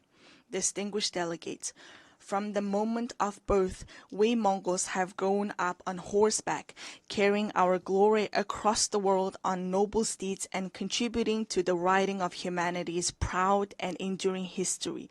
We Mongols are a nation steeped in a unique cultural heritage. We honor our noble horse in our state emblem, craft our state flag with the mane and tail hair of our swift steeds, and the souls of people around the world are spellbound by the haunting melody of horse fiddle known as the morning whore. Since ancient times, horses have been integral to human livelihoods, culture, and civilization. With the goal of preserving and safeguarding cultural heritage and traditions associated with horses and highlighting their enduring role in humankind's livelihoods, Mongolia proposed a resolution to designate July 11th as World Horse Day. This resolution was adopted during the plenary meeting of the 79th session of the United Nations General Assembly on June 3, 2025. On this occasion, I would like to extend my deepest gratitude on behalf of the horse-loving people of Mongolia to all UN member states for their support in adopting this resolution to designate and observe World Horse Day on the day of Mongolia's National Nadam Festival, which is also inscribed on UNESCO's representative list of the intangible cultural heritage of humanity. Distinguished delegates, this year, countries around the world are assessing the progress made over the past 30 years since the adoption of the Copenhagen Declaration on Social Development and the Beijing Declaration and Platform for Action. Mongolia has undertaken a broad range of policies and activities to advance the social development goals outlined in these milestone documents, related legal frameworks, and the 2030 Agenda for Sustainable Development. These efforts have focused on poverty reduction, promoting social equality and inclusion, supporting families, children, and youth, and protecting the rights of the elderly and persons with disabilities. Among these efforts, the state policy on gender equality aims to ensure equal rights, opportunities, and treatment for both men and women while actively preventing and eliminating gender-based discrimination. Notably, Mongolia has greatly prioritized advancing gender equality and increasing women's participation in decision-making, with women now making up 25% of our parliament. We are pleased to underscore that, according to the Global Gender Gap Report 2025 by the World Economic Forum, Mongolia ranked 65th globally, improving by 20 places from the previous year and securing 5th place in the Asia-Pacific region. In recent years, Mongolia has regularly hosted international events dedicated to women and gender equality, including the International Conference on Strengthening the Role of Women in Peacekeeping in 2022, the Female Foreign Ministers Meeting in 2023, and the World Women's Forum in 2024 in cooperation with the United Nations. Last month, we successfully hosted the World Women Entrepreneurs Forum under the theme. I shall now make a statement in my capacity as Minister for Foreign Affairs of the Republic of Korea. Once again, I thank the Secretary General for his insightful briefing. I welcome the presence of President Zelensky in this meeting, and I also appreciate the participation of other countries in this important discussion. More than 3 years have passed since Russia launched its full-scale invasion of Ukraine. The drone incident along Poland's eastern frontier 2 weeks ago is a reminder that the battlefield may no longer be confined to Ukraine, posing a threat to the peace and security of neighboring states. This conflict has had grave consequences. Indiscriminate attacks on civilians and civilian infrastructure continue in clear violation of international humanitarian law.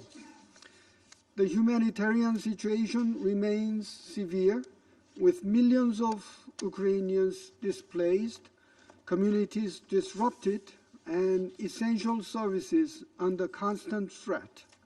These attacks must end. The Republic of Korea reaffirms its unwavering commitment to respect for internationally recognized borders, and in particular to upholding the sovereignty, independence, and territorial integrity of Ukraine. We also, once again, call for the full, immediate, and unconditional cessation of hostilities.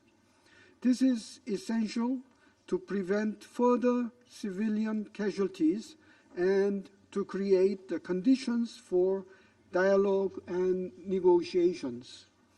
Peace, together with recovery and reconstruction, is essential to alleviating the suffering of Ukrainian civilians. Korea has supported Ukraine in areas such as energy, infrastructure, healthcare, and education, and will continue to consider further measures. Korea also acknowledges the initiatives of the international community, including the adoption of resolutions in both the General Assembly and the Security Council last February, which implore a swift end of the war. Taking note of the ongoing discussions among the US, Russia, and Ukraine and European partners, we hope these efforts will contribute to the realization of a peaceful settlement. Excellencies, we remain gravely concerned about military cooperation between the DPRK and Russia, including transfers of ballistic missiles and arms, as well as troop deployments. These actions constitute clear violations of the UN Charter and of relevant Security Council resolutions unanimously adopted by this body. Such cooperation undermines the global non-proliferation regime, prolongs the conflict in Ukraine, and raises serious security concerns on the Korean Peninsula. The DPRK's involvement demonstrates that this war is not an issue for Europe alone. Its repercussions reach other regions, including Northeast Asia, underscoring the fact that this conflict threatens international peace and security as a whole. We urge both Russia and the DPRK to immediately cease all activities that violate relevant Security Council resolutions. Excellencies, the Security Council carries the primary responsibility for the maintenance of international peace and security. All members must uphold the credibility of this body by ensuring that violations of international law are not ignored. The international community cannot allow aggression to be legitimized or rewarded. Korea will continue to support international efforts aimed at achieving a just and sustainable peace in Ukraine. Such peace must be based on the principles of the UN Charter, including respect for sovereignty, independence, and territorial integrity. Only peace founded on these principles will ensure stability for Ukraine and reinforce the rules-based international order that benefits all member states. We will remain actively engaged with partners in pursuit of this goal for the sake of the people of Ukraine. I now resume my functions as President of the Council. I now give the floor to Her Excellency, Ms. Tanja Fajon, Deputy Prime Minister and Minister for Foreign Affairs of the Republic of Slovenia. Mr. President, Mr. Secretary General, allow me to take this opportunity to thank you for your words today and for your personal engagement on this matter over the past years. Ministers, dear colleagues, I sit here with you today exactly 1 year after I presided over Council meetings on the very same issues, the wars in Ukraine and Gaza. Reflecting on these two conflicts, I cannot ignore the many troubling similarities they share. In both cases, there is aggression by the Russian Federation in Ukraine and by Israel in Gaza, directed against significantly smaller countries. In both cases, international law is being openly and repeatedly violated. And I must ask, how many more times will we need to gather here before we put an end to these tragedies? Dear colleagues, the war in Ukraine has accompanied my entire tenure as Minister of Foreign and European Affairs. As such, I feel compelled to reflect more deeply on some of its aspects, because I fear that over time, certain elements may have begun to fade from our memories. First, now well into its 4th year, this war continues to escalate. We are witnessing a record number of aerial attacks far from the front lines, causing record numbers of civilian casualties across Ukraine. Second, the rationale behind this war keeps shifting. We've heard justifications ranging from the welfare of Russian minority to Ukraine's Euro-Atlantic aspirations, vague security concerns, and accusations of nationalism within its government. But colleagues, let's remind ourselves, under the UN Charter, none of these reasons provides ground for war. None of them can justify aggression. This is not the first time the Security Council has found itself paralyzed, unable to take meaningful action. But that does not absolve us from our responsibility to protect civilians in armed conflict. Just as this applies to Ukraine, it applies equally to Gaza, Sudan, and to any other region suffering the consequences of war. And as with any protracted conflict, we must continue to confront the facts. We must speak out where condemnation is warranted, because failing to do so is failing to acknowledge reality. And without that, meaningful steps forward are rendered impossible. We condemn the violations of international humanitarian law. We condemn the abductions and forcible transfers of children. We condemn attacks on critical civilian infrastructure. We condemn that Russia keeps responding to Ukraine's calls for peace and ceasefire with drone swarms and missile strikes. We condemn this war of territorial conquest that countries to erode the foundations of the UN Charter and the credibility of this organization. Mr. President, Slovenia believes firmly in the urgent need for a ceasefire and the start of meaningful peace negotiations. These are objectives we know the majority of the Council can support. Slovenia stands ready to work towards a just and lasting peace, one rooted in the principles of the UN Charter. Every nation has the right to shape its own future. Every person deserves to live in peace, dignity, and freedom. And my country will continue to aid the Ukrainian people until they achieve what they deserve. Thank you. I thank Her Excellency Ms. Fayon for the statement. I now give the floor to His Excellency Mr. Lars Løkke Rasmussen, Minister for Foreign Affairs of Denmark.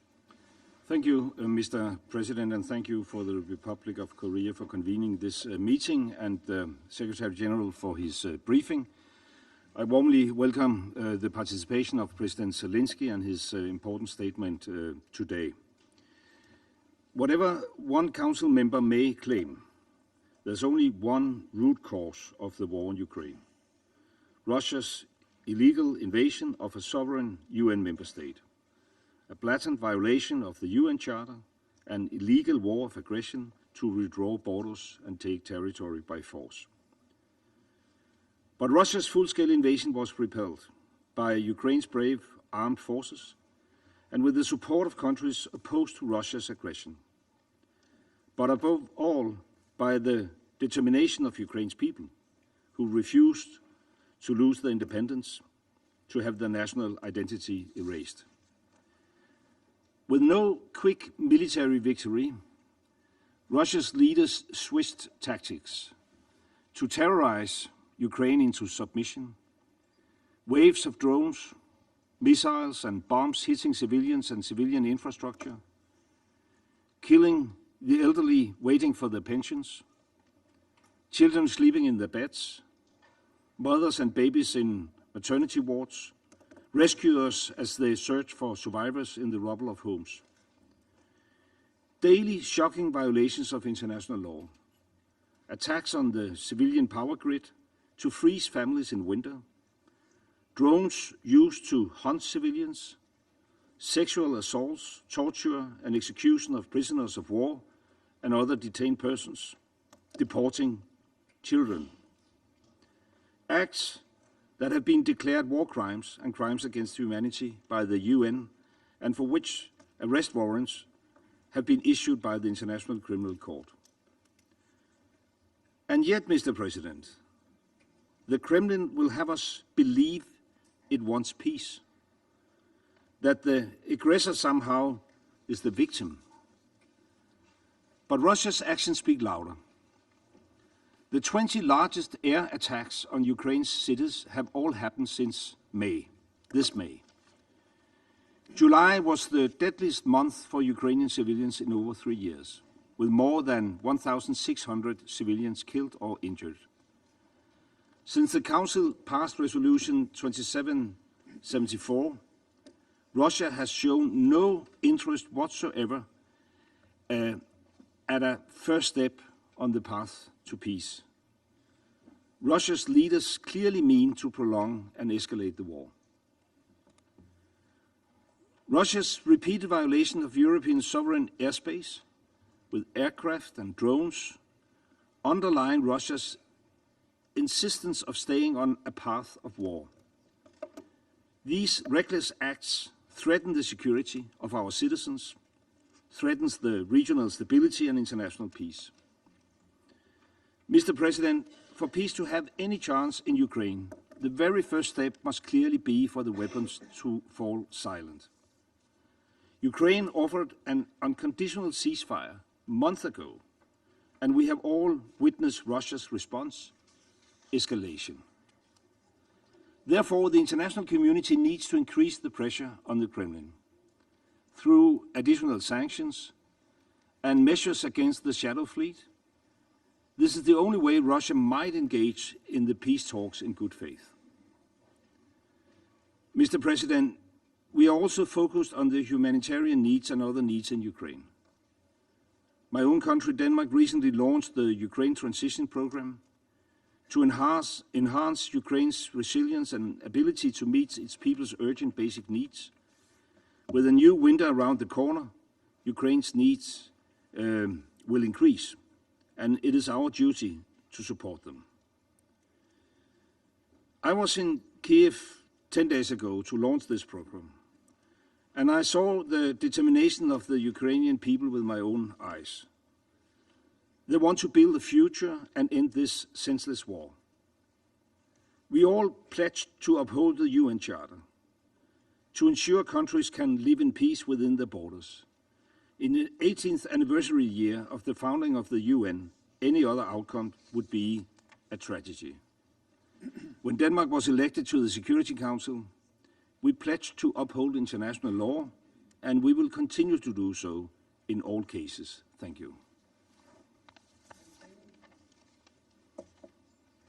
I thank His Excellency Mr. Rasmussen for the statement. I now give the floor to His Excellency Mr.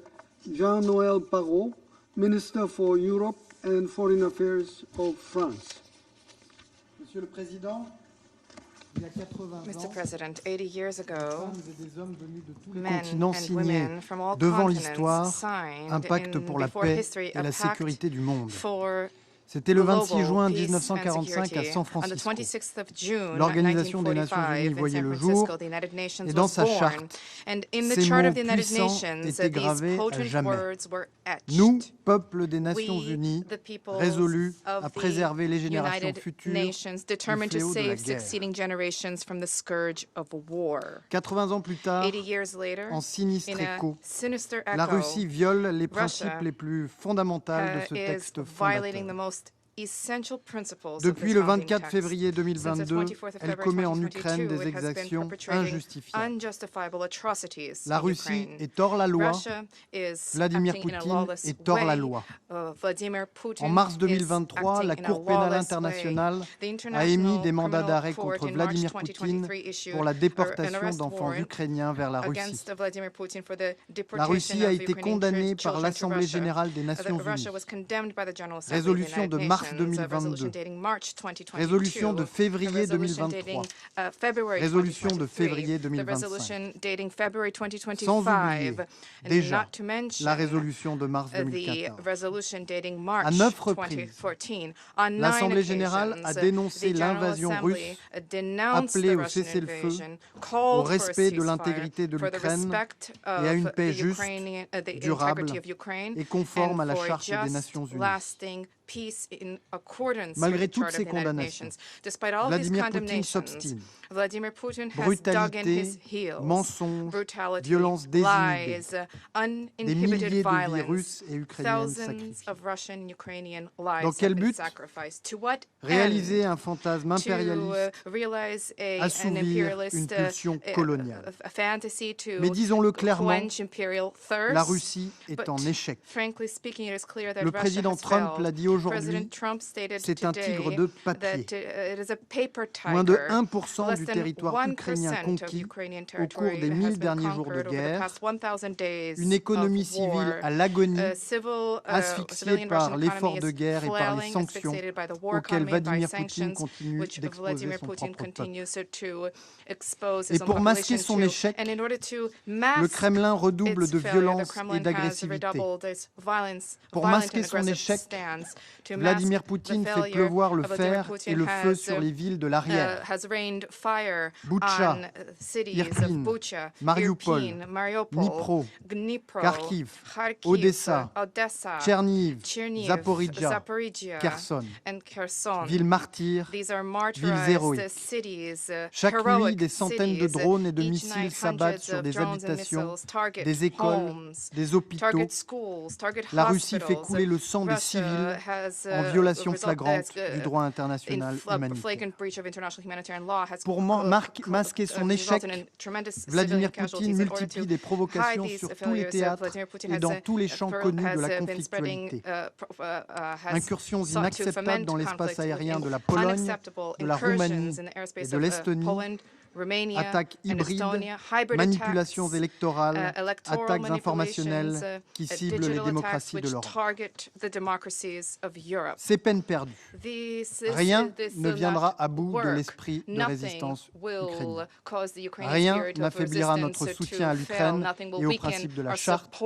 Et la Russie commet une très lourde erreur si elle doute encore de l'unité et de la résolution des alliés de l'OTAN, si elle poursuit son escalade dangereuse sur le flanc oriental de l'Europe.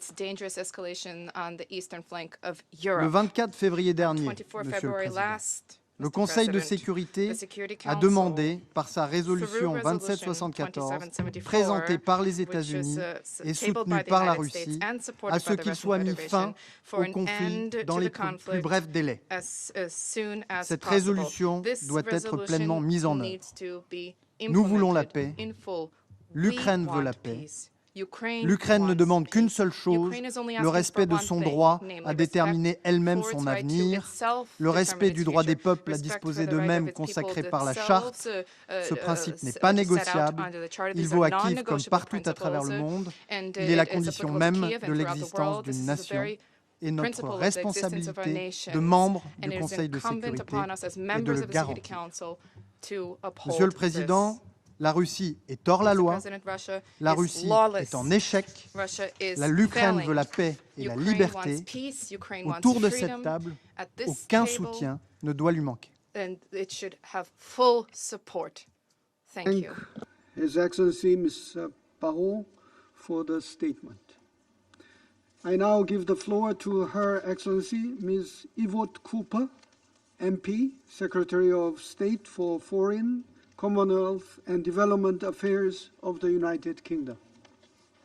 Thank you, Mr. President. Thank you to the Secretary-General for his briefing, and thank you to President Zelensky and Minister Sibiya. The United Kingdom commends you for your leadership and your determination. Thank you too for welcoming me to Kyiv 2 weeks ago, where I saw firsthand the impact of Russia's brutal war.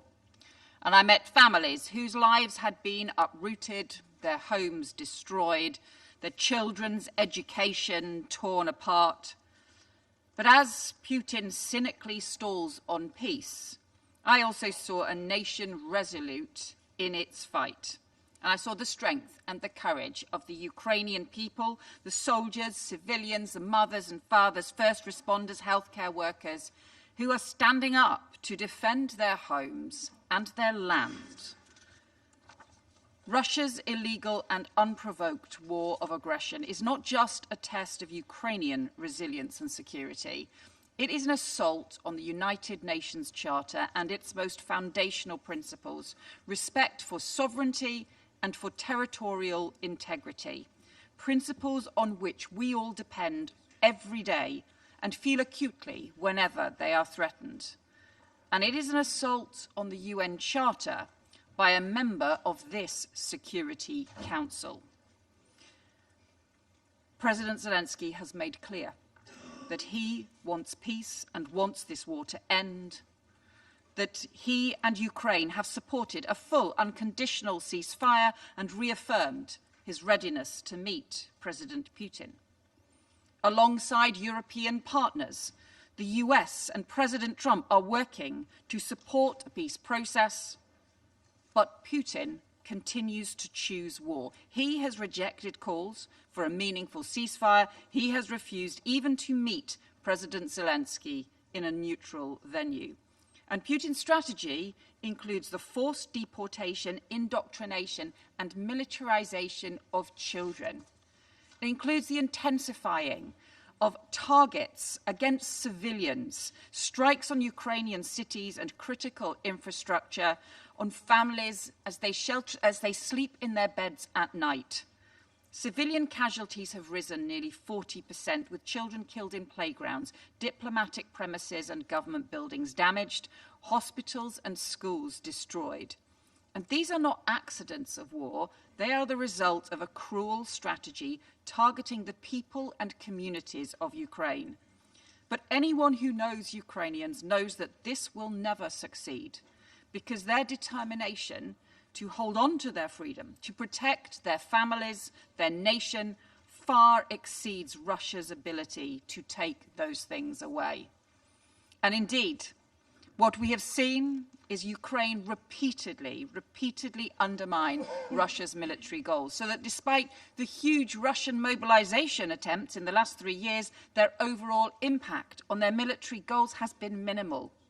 In this war that they started, Their losses are now 20 times higher than were Soviet losses in Afghanistan. In this war that they are continuing to pursue, they're struggling to recruit. And in some areas, their stocks are so low they have resorted to using military equipment from the 1950s. What is this for? Because as Ukraine stands firm against Russia, the United Kingdom stands firm with Ukraine. We know that Ukraine's security is our security, and all of us depend on upholding the UN Charter. We know that Russia exports interference, disinformation and instability well beyond Ukraine, from cyber attacks in Moldova to the deployment of mercenaries in the Sahel. Russia's actions seek to undermine democracies, fuel conflict and spread instability far beyond Europe's borders. And in recent weeks, we've seen provocative and reckless violations of NATO airspace in Estonia, Poland and Romania, against which NATO stands firm, and we will be ready to act.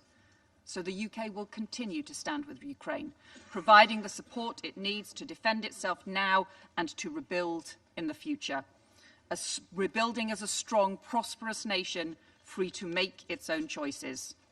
And so I say to the representative of the Russian Federation, we will target your ailing economy, your oil and gas revenues that are paying for this war, the defence industries making your munitions and weapons, because we know for Russia the price of war is piling up and the sanctions are tightening the screws.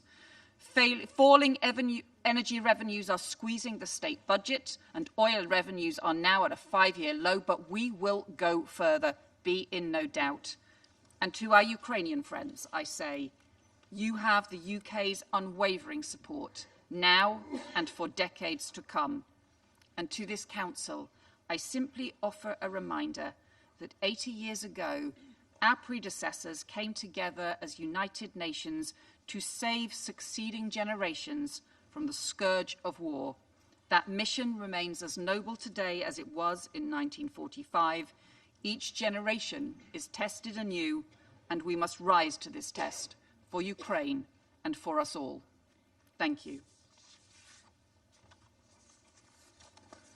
I thank Her Excellency Ms. Cooper for the statement. I now give the floor to His Excellency Mr. Ahmed Attaf, Minister of State, Minister of Foreign Affairs, National Community Abroad, and African Affairs of Algeria. Vous avez la parole. شكرا سيد الرئيس. Thank you, Mr. President. نجتمع مجددا لنقر بكل أسف وألم وحسرة استمرار الحرب المستعرة في أوكرانيا وهي تشارف عامها الرابع دون أن تلوح في الأفق القريب فرص تسويتها الفعلية وإمكانية وضع حد نهائي لتداعياتها. لقد استبشرت بلادي كل الخير في جميع المبادرات الدبلوماسية والمساعي الحميدة التي استهدفت خلال عامنا هذا إنهاء هذه الحرب عبر سبيل الحوار والتفاوض بصفته السبيل الوحيد والأوحد القادر على تمكين طرفي النزاع من تحقيق هذه الغاية المنشودة. واليوم نتيقن أكثر من ذي قبل من أنه لا مناص من استئناف هذه المبادرات والمساعي بل وتعزيز أثرها وصداها بإغلاق جميع الأبواب أمام بوادر التصعيد واحتمالات توسيع رقعة الصراع في المنطقة بكل ما تحمله هذه البوادر من تداعيات مقلقة وعواقب وخيمة.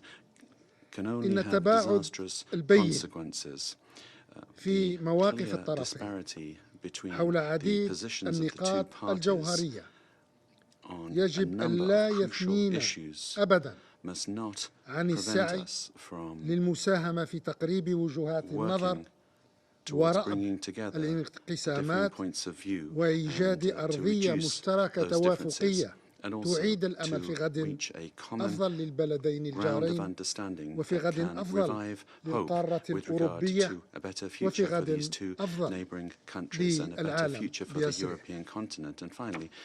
وإن الجزائر ممن يعتقدون تمام الاعتقاد أننا حين نتحدث عن الحرب الروسية الأوكرانية فإننا نتحدث عن صراع الكل فيه متضرر ولا أحد منتفع والكل فيه خاسر ولا أحد رابح والكل فيه يتحمل قسطا لا يستهان به من التداعيات التي تهدد أوروبا والعالم بأسره.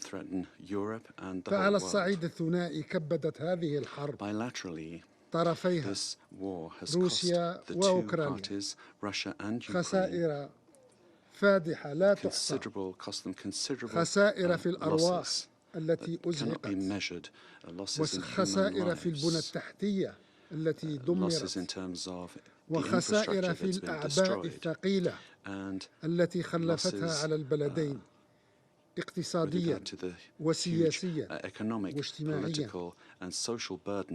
وعلى الصعيد الإقليمي أدخلت هذه الحرب القارة الأوروبية بأكملها في أخطر أزمة تشهدها منذ الحرب العالمية الثانية أمنيا وسياسيا واقتصاديا بل وحتى اجتماعيا وثقافيا.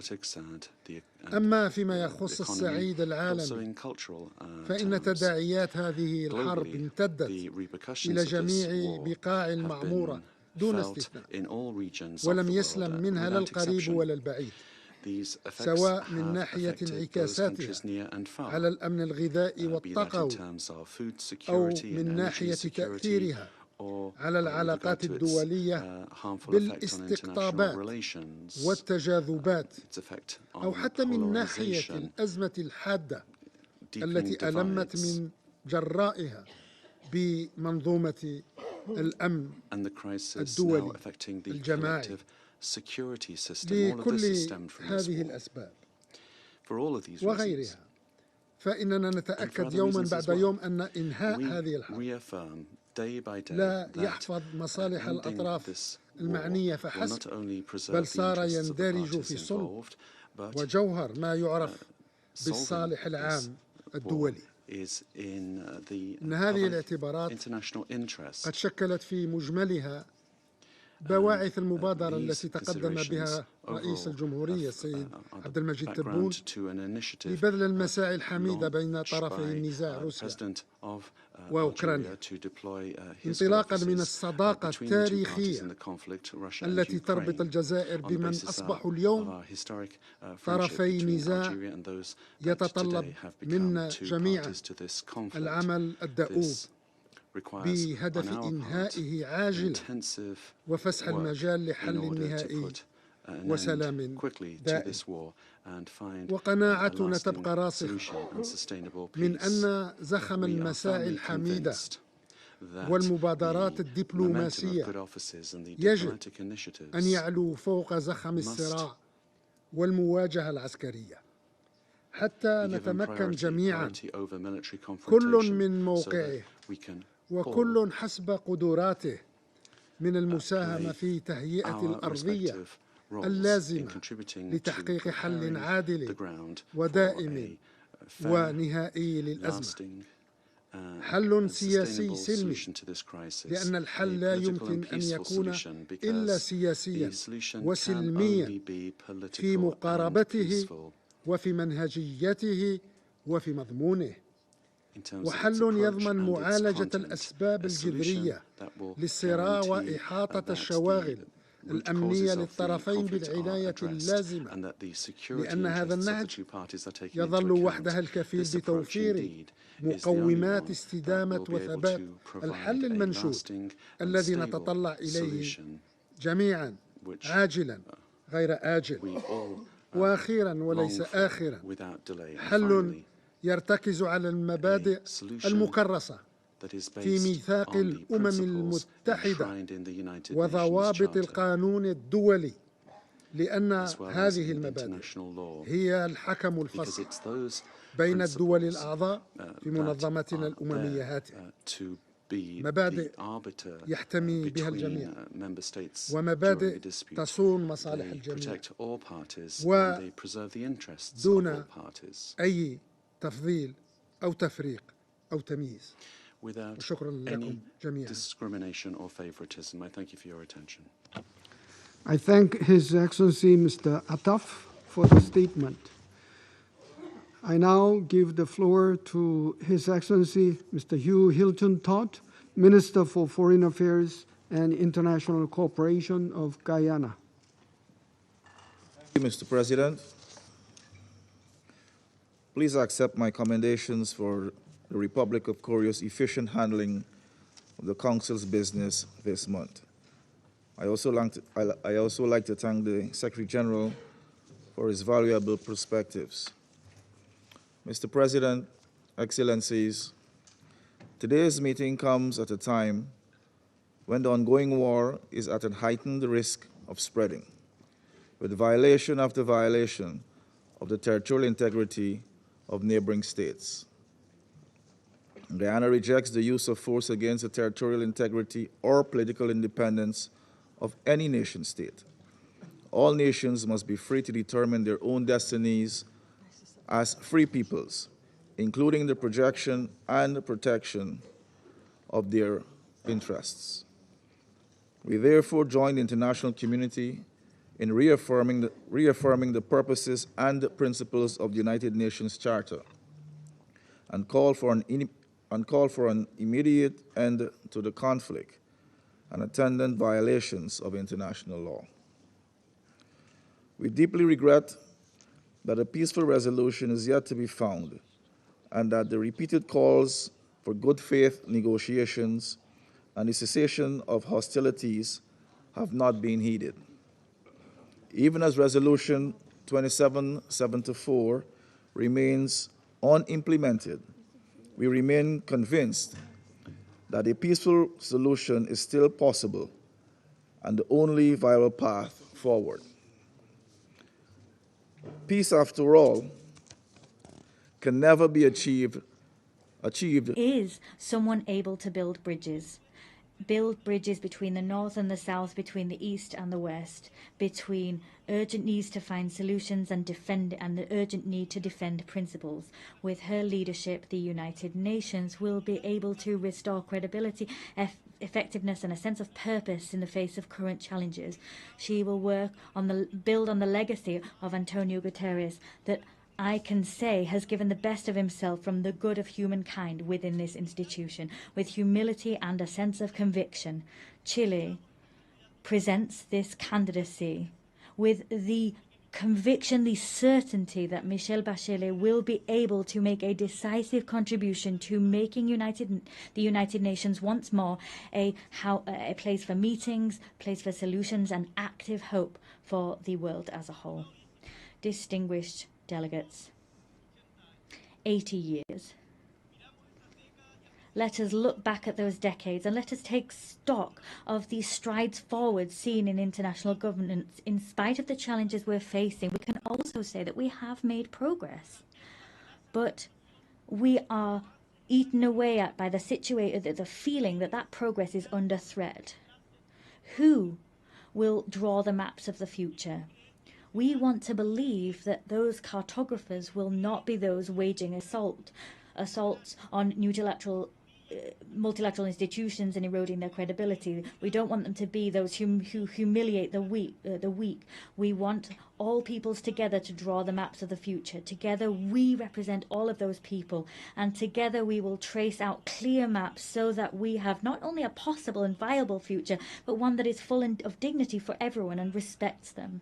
And to achieve that goal, this organization, let us remember the organization that was built on the ashes of the Second World War after the failure of the League of Nations, this organization is crucial. And renewing it, changing it, reforming it is an urgent need. So, as a renewed organization, but one with the same purpose, it will be an organization that everyone works together in. The words of Victor Jara, that great Chilean singer, great Chilean artist, he talked about this great love of earth which has helped us to live. He loved peace, to enjoy life, love and freedom for everybody. He talked about those things so that his children could exist, his city could exist, and his people could exist. Let us, distinguished colleagues, move together, free and equal, similar and different. Let us walk along this shared path of seeking truth, justice, happiness, and justice. I thank you.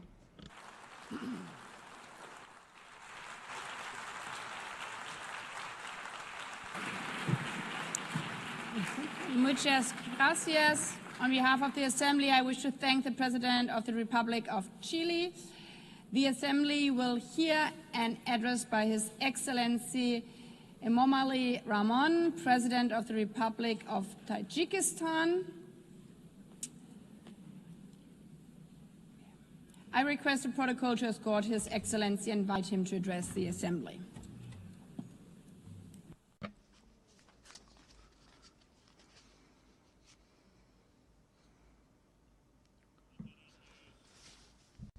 Your Excellency, Madam President, Excellency, ladies and gentlemen. Today, as we commemorate the 80th anniversary of the adoption of the United Nations Charter, I extend to all member states my heartfelt congratulations and best wishes on this occasion. The contemporary world is undeniably experiencing a period of instability, turbulence, unpredictability, and escalating complexity. Geopolitical tensions, efforts to reshape a framework of international relations, conflicts and confrontations in different parts of the world, along with series of security threats and challenges have posed significant risks to lasting peace and safety. At the same time, the consequences of climate change and growing social inequality impose restrictions on the process of sustainable development and sustainable global development. In such a complex and turbulent circumstances, the role of the United Nations as a platform for inclusive dialogue, cooperation and the promotion of peace and security worldwide becomes more important than ever. In this regard, our countries should make joint and consistent efforts in international practice to protect this principle, return to full compliance with international law. In this process, strengthening equal cooperation among small and large states is also considered to be an important and timely step. Madam President, Tajikistan's National Development Strategy 2030 is fully aligned with the Sustainable Development Goals, and we support a full and timely implementation of this item of global agenda. Unfortunately, developing countries, particularly those mountainous and landlocked, face multiple challenges and difficulties in achieving these goals.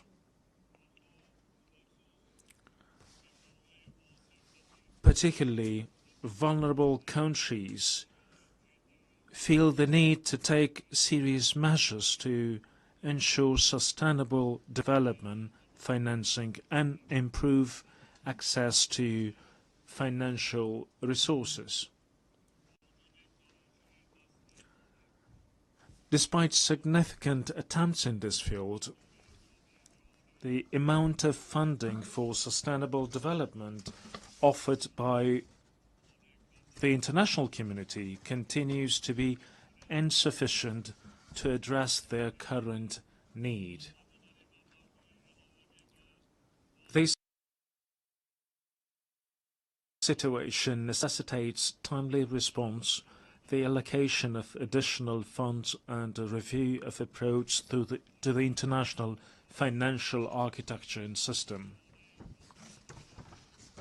Tajikistan advocates for effective and fair reforms of international financial instruments.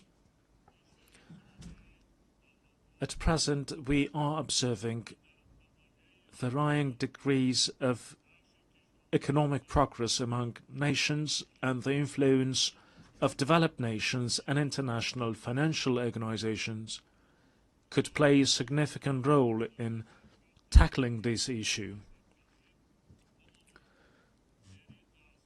Many developing and less developed countries remain vulnerable to the impacts of economic and financial crisis, poverty, infectious diseases, including COVID, natural disasters, and food insecurity. They need to implement effective financial support measures, including debt relief. In our view, now is the high time to seriously consider this important item. Ladies and gentlemen, today climate change-related issues in various countries around the world, including Tajikistan, pose serious obstacles towards achieving the Sustainable Development Goals. Our country, with 93% of its land covered by mountains, is deeply concerned of an adverse effect of this situation. Changes in the hydrological cycle, a series of floods and droughts, and severe dust storms over the past decades have had a direct impact on Tajikistan's water and energy resources and food security.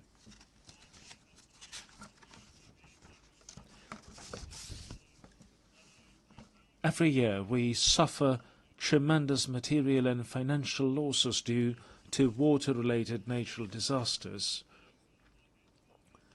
Regrettably, these phenomena often result in loss of life and the destruction of vital infrastructure.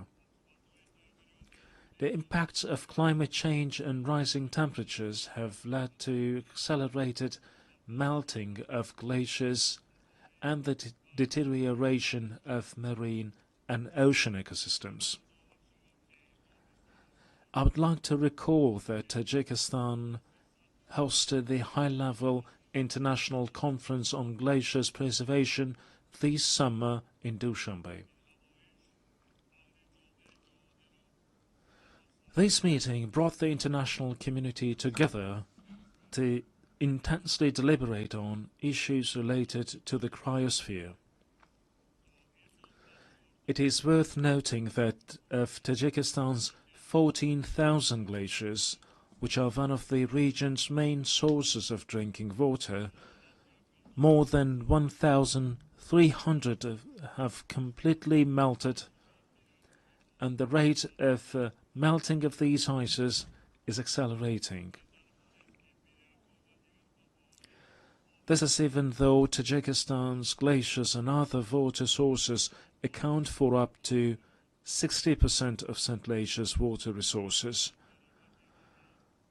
We must not remain indifferent to the matter of addressing issues related to the source of human life, water. Distinguished delegates, ladies and gentlemen, Tajikistan plays a proactive role in water diplomacy. Our country is taking practical steps in cooperation with its international partners as a part of its latest initiative, the International Decade for Action Water for Sustainable Development 2018-2028.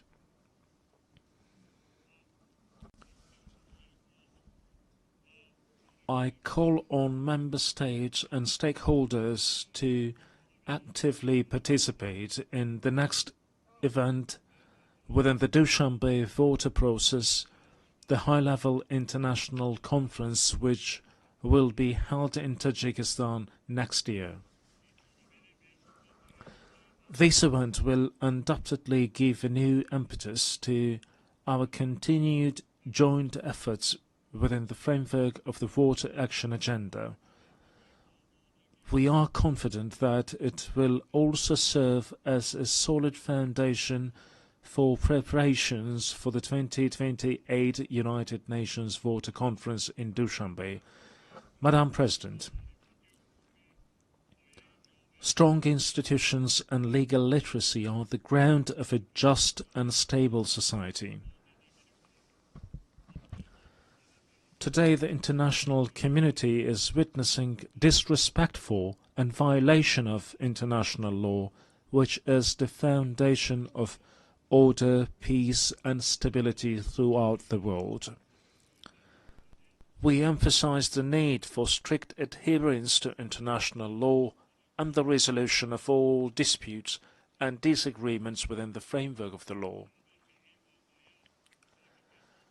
Being deeply aware of this reality, Tajikistan proposes that the United Nations General Assembly considers proclaiming an International Year of Legal Literacy.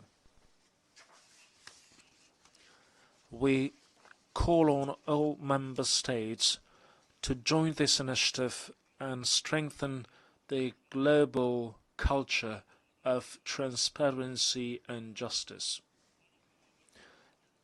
Ladies and gentlemen, the rapid adoption of digital technologies and the effective use of artificial intelligence can noticeably contribute to the achievement of the Sustainable Development Goals. I would like to extend my profound gratitude to all member states for their unwavering support of Tajikistan's proposal to adopt a special resolution entitled "The Role of Artificial Intelligence in Creating New Opportunities for Sustainable Development in Central Asia." I'm confident that the resolution adopted by the General Assembly on July 25th of this year will serve as a key instrument for the safe and equitable use of artificial intelligence in our region. We, in this context, consider the establishment of a regional Center for Artificial Intelligence in Dushanbe to be favorable. This center would undoubtedly facilitate an implementation of joint initiatives and projects among Central Asian countries in the field of artificial intelligence. It is worth noting that, along with the improvement of digital technologies, the number of new security threats, particularly cybercrime, is also growing. We therefore emphasize that cybersecurity must be an important component of collective security. It is evident that, along with cybercrime, terrorism, extremism, illegal weapons smuggling, drug trafficking, and other forms of transnational organized crime continue to pose a serious threat to the global security. Tajikistan supports the further expansion of international cooperation on global security within the framework of the Dushanbe counter-terrorism process. We are determined and willing to establish constructive interaction within this process with international organizations and the UN member states to even more enhance efforts to counter the aforementioned threats and security risks. We believe that relevant UN agencies, in particular the Office of Counterterrorism, can make an effective contribution to the comprehensive implementation of global counterterrorism strategies and programs and strengthen their support to all member states in this area. Distinguished participants, Tajikistan gives full support of the resolution of all disputes and conflicts through political and diplomatic means. We must redouble our efforts to enduring, lasting and comprehensive peace based on international law. A year ago, from this podium, I proposed considering a special United Nations resolution proclaiming a decade of promotion of peace for future generations. A year later, the adoption of such a resolution has become even more pressing. In today's complex and volatile world, this initiative will create conditions for international cooperation to achieve lasting peace. I call on all UN member states to support this proposal for the sake of our current stability and a better and prosperous life for the generations to come. Ladies and gentlemen, we emphasize our principled, invariable position on the Palestinian issue. We believe that lasting peace in the Middle East is possible only through the implementation of the United Nations resolutions and the principle of the two-state solution. In this regard, we recall the need to resolve this issue exclusively through negotiations and diplomatic means in accordance with the international law, particularly the Charter of the United Nations. We call for a lasting ceasefire in Gaza and access to humanitarian aid. Tajikistan also supports peace and stability, overall security and socio-economic development in neighboring Afghanistan. We are ready to render our full assistance in these processes and in this regard call on the international community to provide humanitarian assistance, especially to regions affected by drought and recent severe earthquakes. Distinguished participants, Tajikistan supports the comprehensive reform of the United Nations system within the framework of the UN80 initiative, UN 2.0 and the UN Secretary General's vision for a modernized United Nations. At the same time, we welcome the Pact for the Future as an important collective initiative to promote peace and sustainable development. These initiatives embody the shared aspirations and will of the international community to respond to modern threats and challenges and build a solid foundation for future generations. We reiterate the need to strengthen the key and coordinating role of the United Nations in ensuring inclusive peace and security. Only with trust, cooperation and unwavering determination we can build a just, peaceful and sustainable future for all humanity. Tajikistan stands ready to cooperate with partner countries and all United Nations member states in achieving these noble goals and addressing other pressing issues on the global agenda. I thank you for your attention.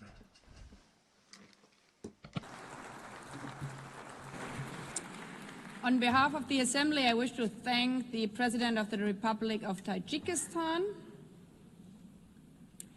The Assembly will hear an address by His Excellency Joseph Aoun, President of the Lebanese Republic. I request protocol to escort His Excellency and invite him to address the Assembly.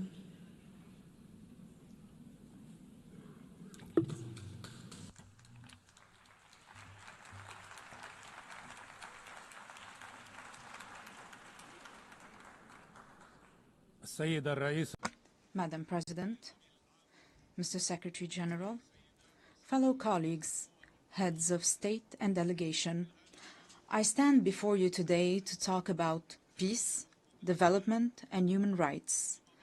At a time when some of my fellow citizens are facing death, parts of my country are under occupation, and while my homeland and my people live in uncertainty.